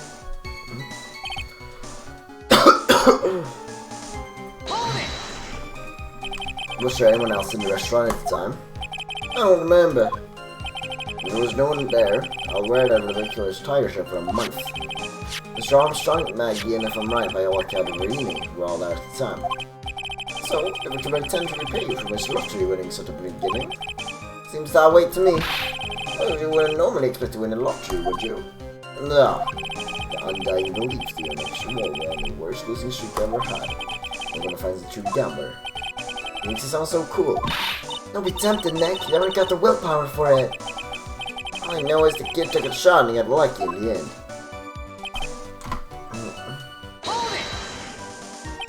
The waitress, you mean? Go with the glasses in the vendor's chair. Who could ask what I mean? She hadn't gone anyway. Things would have been bada bing, bada boom, over and done with. Maybe I should push a little on this.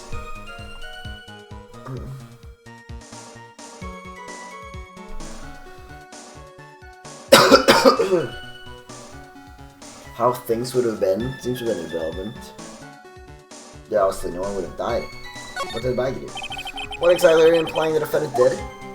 How about you go ask 4 Eyes about the $500,000 ticket?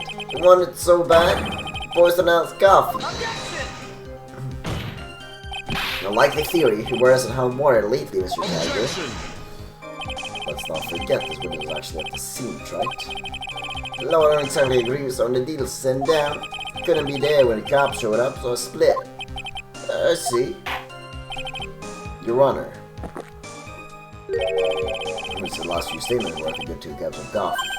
I concur, Mr. Goodall. You will amend your testimony accordingly with us. Ah, well, that's what he was after, Miss Phoenix, right?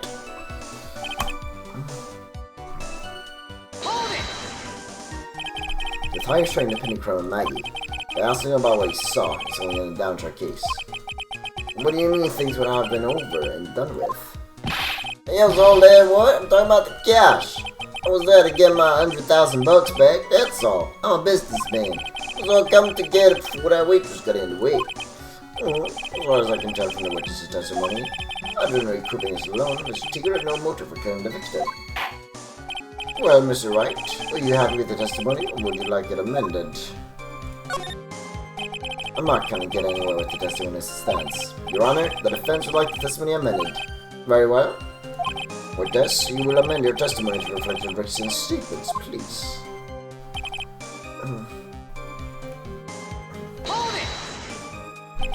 Are you saying you had no other motives that day? Yeah, so what? Then why didn't you take the lottery ticket when you left? What you think? There's 4 Eyes over there. Because of Maggie? How about you go ask 4 Eyes about a $500,000 ticket? You want it so bad? You poison Anne's coffee. Like the theory, he wears out more lately. Don't forget his window is actually at the scene track. I don't know exactly what somebody said now. Blah, blah, blah, blah. I see. Your Honor. Last few cups of coffee. Oh, sir. I would amend it again. I don't care. I'm not gonna get anywhere with the testimony as it stands. Your Honor, the defense would like the testimony amended. Very well. With this, you will amend your testimony with your statements, please.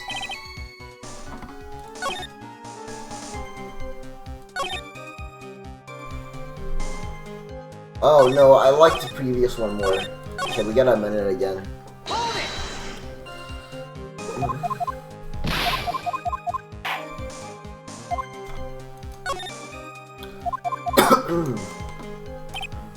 Yeah, there we go.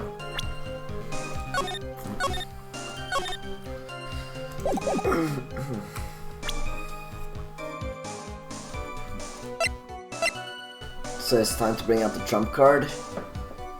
I think it might be.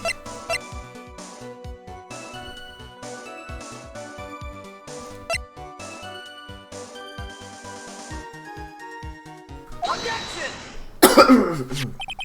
You just intend to give back the $100,000, Mr. L, will you? Correct?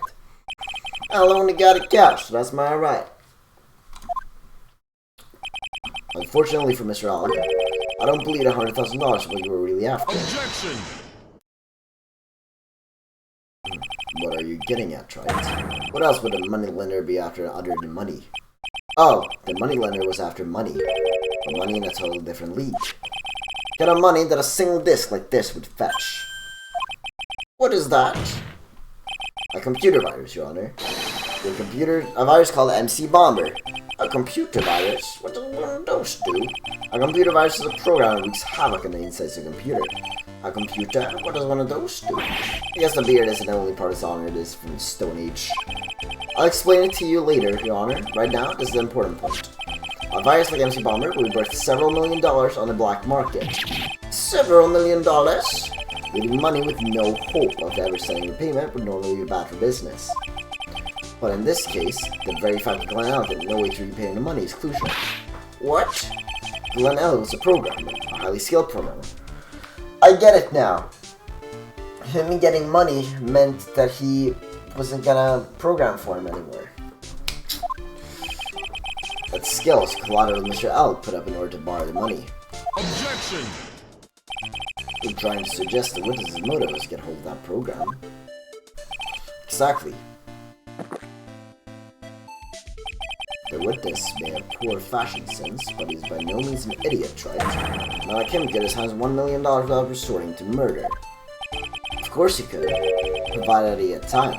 But what if he had needed the money right then? When the pressure's on, the luxury of choice tends to disappear. Oh no. It seems you have a logical conclusion for this theory, Mr. Wright. Would you care to share it with us? Why did Mr. Taking money to $1 million? Oh. Take that! In December of last year, you found yourself in need of a huge amount of money.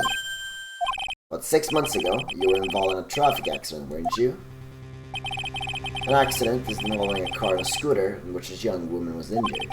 She was taken to the hospital where she underwent surgery. How much did this VOs know? These medical papers document the treatment of the young woman in question. According to these, her operation cost $1 million. And yet, when the payment was due last month, you somehow managed to pay it in full. Oh, $1 million? A preposterous sum. Someone should sue these HMOs. Ha! No one would pay a bill like that. When the medical association got wind of it, the hospital would end up as dead as a morgue. But Mr. Tiger had no choice but to pay, because his very life depended on it. Grab! Order, order, order. You say his life depended on it, Mr. Wright? Indeed it did. Simply because the injured woman was found murdered by Viola Cadaverini. Did you say Cadaverini? Ruta Cadaverini, mob boss in charge of all underworld activities in the city, and doting grandfather to his precious Violetta, also known as Viola Cadaverini. Blah! Your life is in danger unless you pay compensation to the boss, correct? It makes sense. You were desperate to acquire $1 million Ruta Cadaverini demanded of you. So desperate, in fact, you decided to sacrifice Glenn L's life to pay your debt.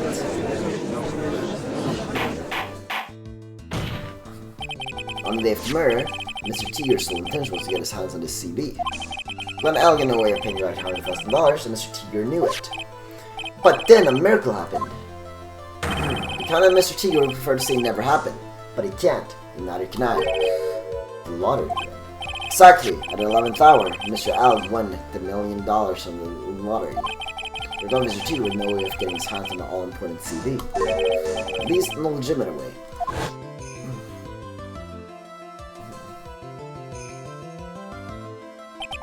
So he resorts to illegitimate means.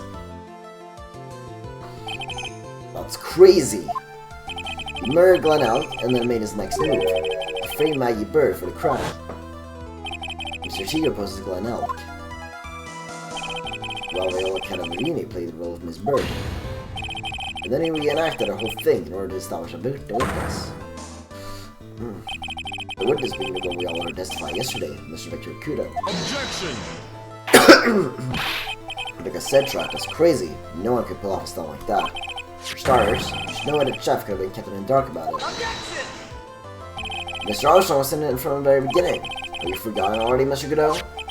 Mr. Armstrong owed a witness money too. $500,000, in fact.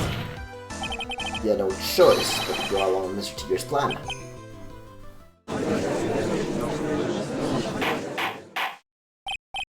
Order, silence, or I will clear the courtroom.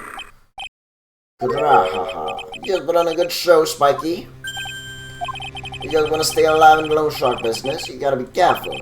You think I dressed up like a kid, created a witness, to frame someone? If I did something crazy like that, I'll leave a trail as bright as my shirt. I ain't dumb enough to do something sloppy like that.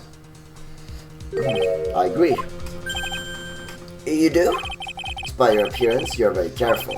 That's why you took one more precaution. One more trick to make sure Miss Bird knew we act. What? Another one, Miss Wright? Interesting. Why don't you fill us all in, Trite?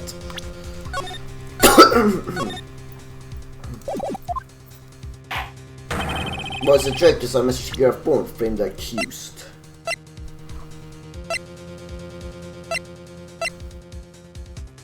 Gumshoe's lunchbox.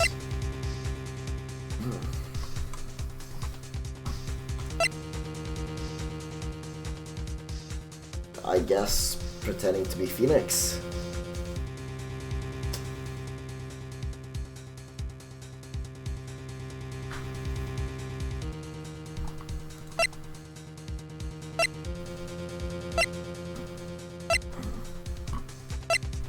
Take that! What on earth is that? I don't think anyone can be fooled by such childish imitation. Serious assault, Your Honor. Mr. Tiger, you didn't just pose as the victim on the day in question. A month ago, in this very court, you posed as me.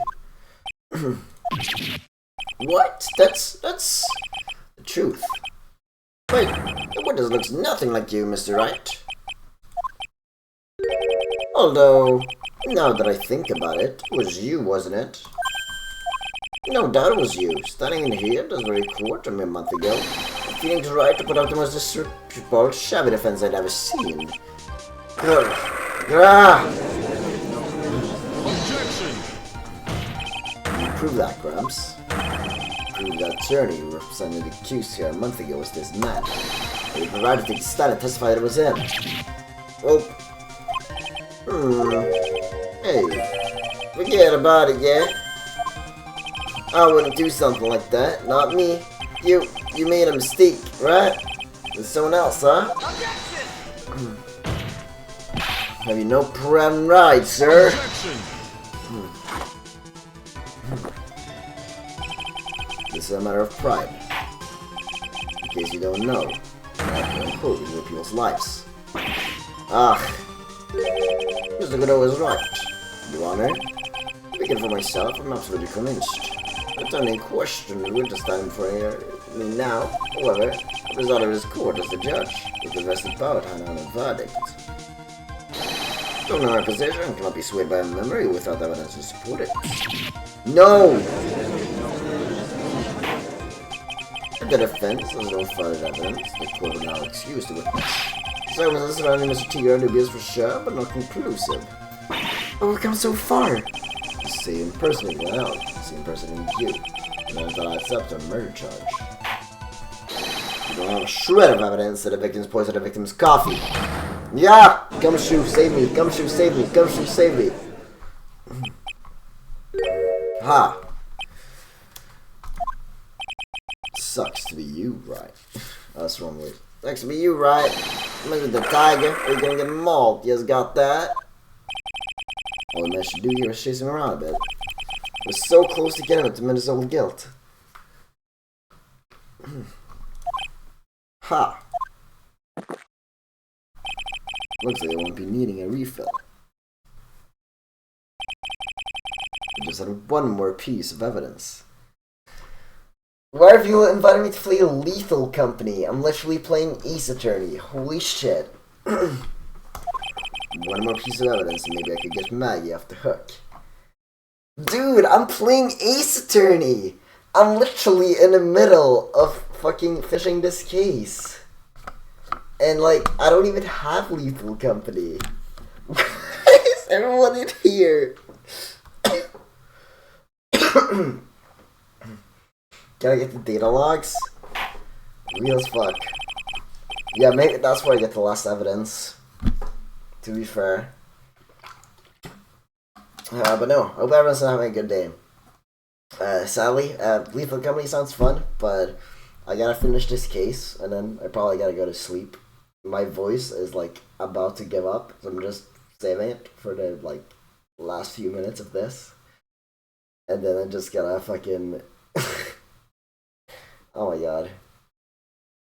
Rest my voice for the next 24 hours. This witness's cross-examination is over. You're free to go, Mr. Tiger.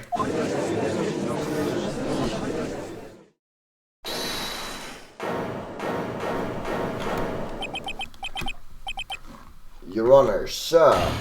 The gumshoe, let's go! Wait!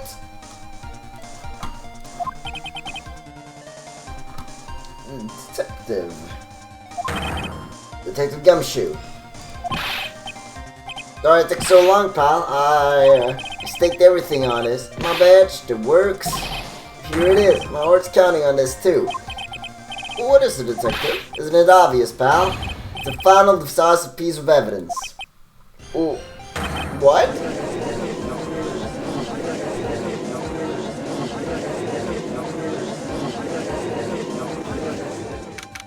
January 8th, 2:48 p.m., District Court, Defendant Lobby number 1. Sorry it took so long, pal. Finally got the results from the lab. The results? About the prince, pal, and his medicine bottle. Oh, so do you know who the prince belongs to now? You think I'm some kind of hack detective? Of course I know. So, tell us. You're the Tigers, right? I knew it. You bet. Fierce crystal all over the bottle. Your Fury Tiger's paw prints, alright. That's great. We got him now, Nick. What's wrong with you? You've hardly said a word since Detective Gumshoe got here. Laid everything on the line for this, Nick. I know. Look, I'm sorry. This is kind of hard to say, but it really doesn't make any difference whose prints are on that bottle now. Huh? What? Why not? We need to produce as a station trial. Is irrefutable evidence of the type of poisoning Glenel's coffee. He's already admitted that he met the victim. The fact that his prints are on his bottle, that really doesn't make any difference. I knew it. Great. No matter how my word to try, I'm never of any use. Hey, don't be so hard on yourself. This is our last chance to help Maggie. And I've been working on some useful piece of evidence the whole time. It's alright. I'm a real loser. It's not a breaking news to me, pal. Detective Gumshoe? Maggie! You've been working on something? For me?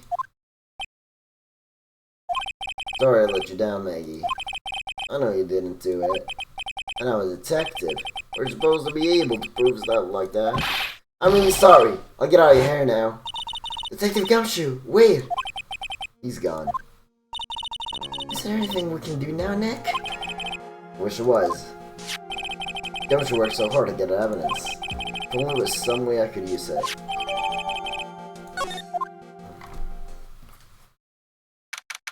January 8th, 3 or 4 p.m. District Court, Courtroom number 4. Mr. Wright? Yes, Your Honor. I grant you a recess you can provide this decisive evidence you discovered. Yes. Don't keep us all in suspense, right? Show us. Naturally. We can assume it's evidence that will actually stand up in court, can't we? Thank Phoenix. Only Gumshoe's hard work go to waste. How much more of my time it gone waste? I ain't been in no court before. You was lawyers sure know how to blow things out of proportion. No doubt, given the nature of the evidence, it will speak for itself. Nevertheless, you can talk us through it, Mr. Wright. Well, I know I can't prove anything new with this evidence. I'm really backing into a quarter here. Maybe if he thinks he's got me beat, he'll let his guard down a bit. Don't keep us waiting any long, Mr. Wright. Present this final decisive evidence to the court.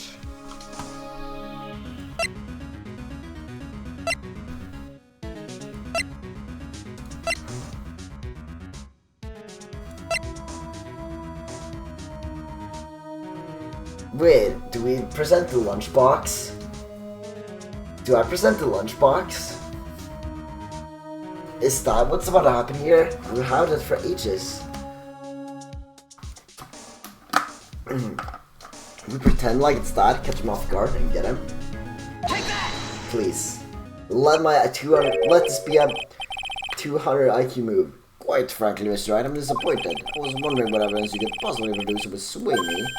The idiot's point, that's decisive, real decisive. Thinks that I ain't guilty. Damn it! I thought I was being smart. Come on, Nick. Only come shoot down. Okay, last HP. Well, no, I can't prove anything new to evidence. I just overthought that he thinks he's got me beat the thing. This is the defense's final piece of evidence. Isn't that the victims? Your Honor. Naturally, the court is already aware of the contents of this bottle. However, interesting new information has come to light. We have clearly identified some fingerprints on it. Fingerprints belonging to you, Mr. Tiger. What? But Mr. Wright, what conclusion are you hoping to draw from this new information? Everyone here knows what this bottle contains. Except one man, one person in court, which is the doctor. Treats around the pants like water? Is that what he's saying? What the hell's in it anyway? A phony trial, phony lawyer, and a phony police. Everything about this case has been phony. Only perfect excuse for phony evidence. Mr. Tiger, there's a decisive piece of evidence that would prove your guilt.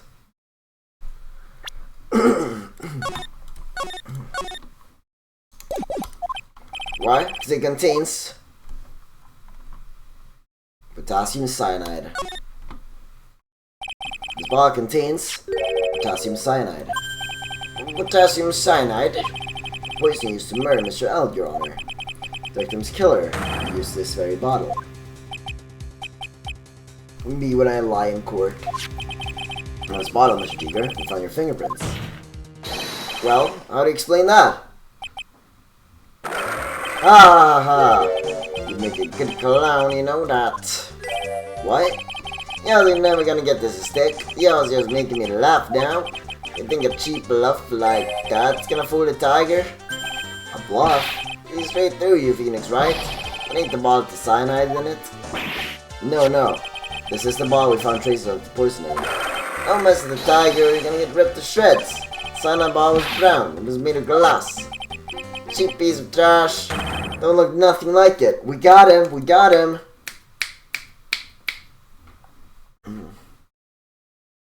He knows. Uh-oh. Busted.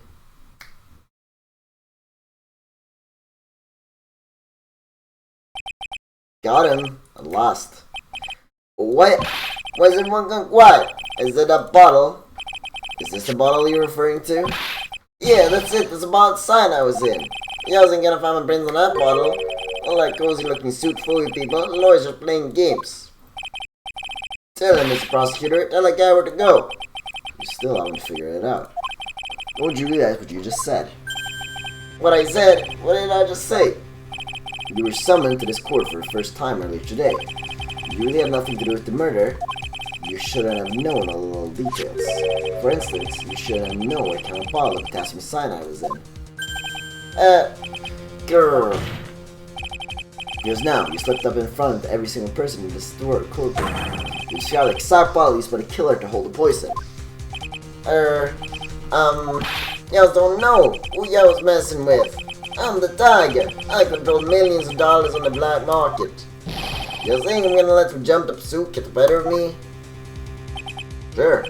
The last piece of evidence was phony. That's just what you deserve. A phony trial with a phony lawyer. It was all played out by you. The biggest phony of all. Grrr! I don't have any voice left to voice like this part. Got his ass. Oh my god. We're just reliving everything that happened.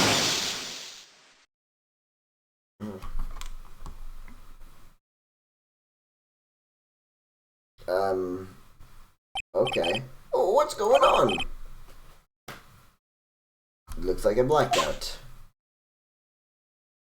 Oh my god, his mask lights up. Well done. Try it. I saved my 17th cup of coffee just for you. Oh yeah, the lying throw. Savor it. But you watch the police restrain your prey. That's so funny that he threw the last cup of coffee at the Phoenix. Mr. Wright, you caught a tiger by his toe, but if this one hollers, he won't be let go. Now then, everything going Mr. Tiger, Mr. Godot. He's being arrested on suspicion of murder Glen Elg, Your Honor.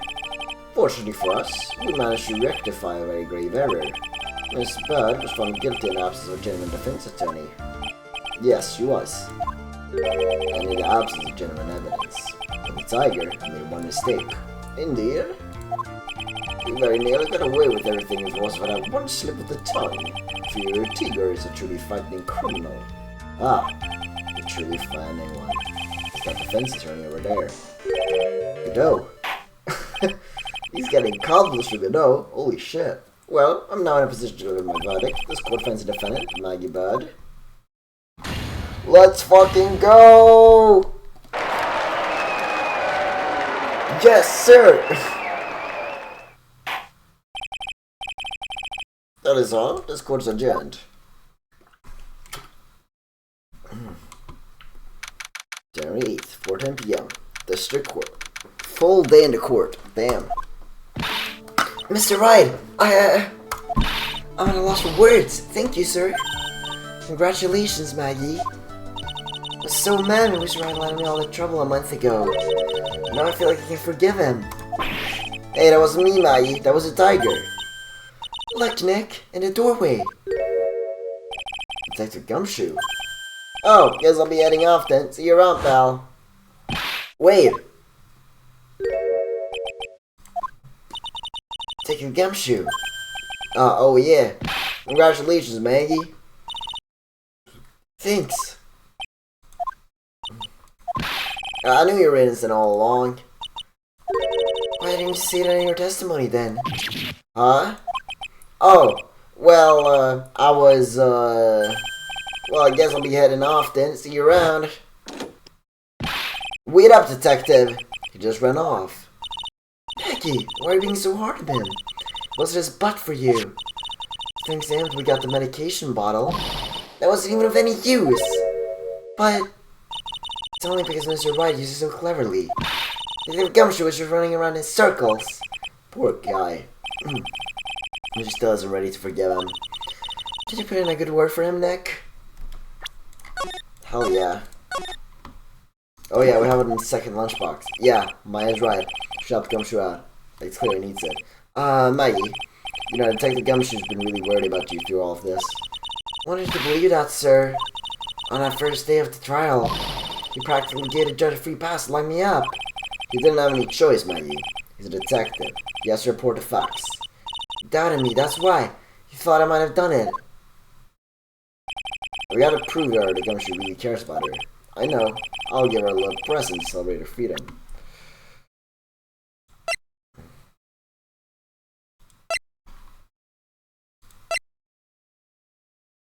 Take that! Here you are. A present to celebrate your freedom. That's a present from Detective Gumshoe, made with a ton of love. He said you lost weight when he was worried about you. Detective Gumshoe. I actually really like weenies, you know? Or... Do you guys hear that? I'm pretty hungry myself, you know? Yeah, the trial dragged on a bit today, didn't it? Is it okay if I eat this now? Hell yeah. The scooter! Yeah! I'll give her a scooter. Aw.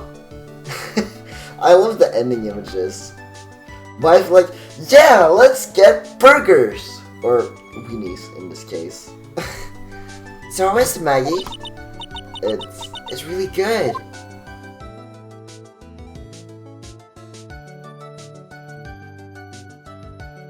So the case of a phony versus genuine comes to an end. The false allegations surrounding Maggie have all been cleared up. who knows? Maybe a whole new chapter of her life is about to start.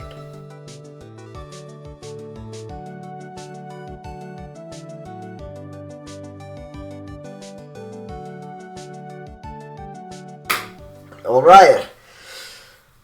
Only 2 cases left in this trilogy. Turn them up Edgeworth? Holy shit. Okay. Well then. Let's save.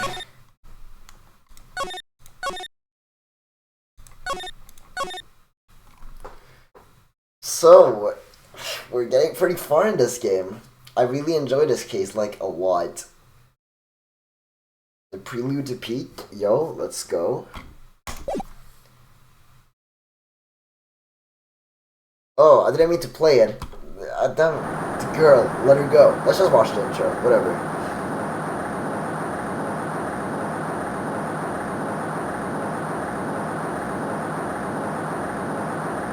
Shut up. Come closer. I kill her. Sorry. You're not going to get the chance. Bang. Oh! Well, this sounds like a very pleasant scene for a murder. Oh! Phoenix, it's late at night, reading through the file of an old court case. It was the first case by a longtime mentor, Mia Fey. Fugitive data. Terry Falls. George, kidnapping, murder. Sentence, death penalty. For escaping, Falls member and a murder started Mallory Hawthorne. Hawthorne? You captured a human mind, buddy. Hawthorne? Dahlia? Her very first client was a death row inmate recently broken out of prison. That was our whole year. Also this song, before me and I ever met. This song. It's great. Oh, is this gonna be another Mia case? Yes! 6 years earlier, Mia Fey first trial. Holy shit. Okay. Well, that's gonna be it for me. Dude, are we actually getting another Mia Fey case? Oh yeah, it is Mia. I'm so nervous. I feel like I'm going to die. Okay, it did save. Just make sure. Yeah, I did save. Okay, I'll rewatch the cutscene next time. You missed that. No ad for the whole intro. It's so sad. Well, I just saw Hawthorne and I was like, wait, what the fuck? Dahlia? Then I was like, oh, this is gonna be a Mia case? That's sick. That's pretty much it.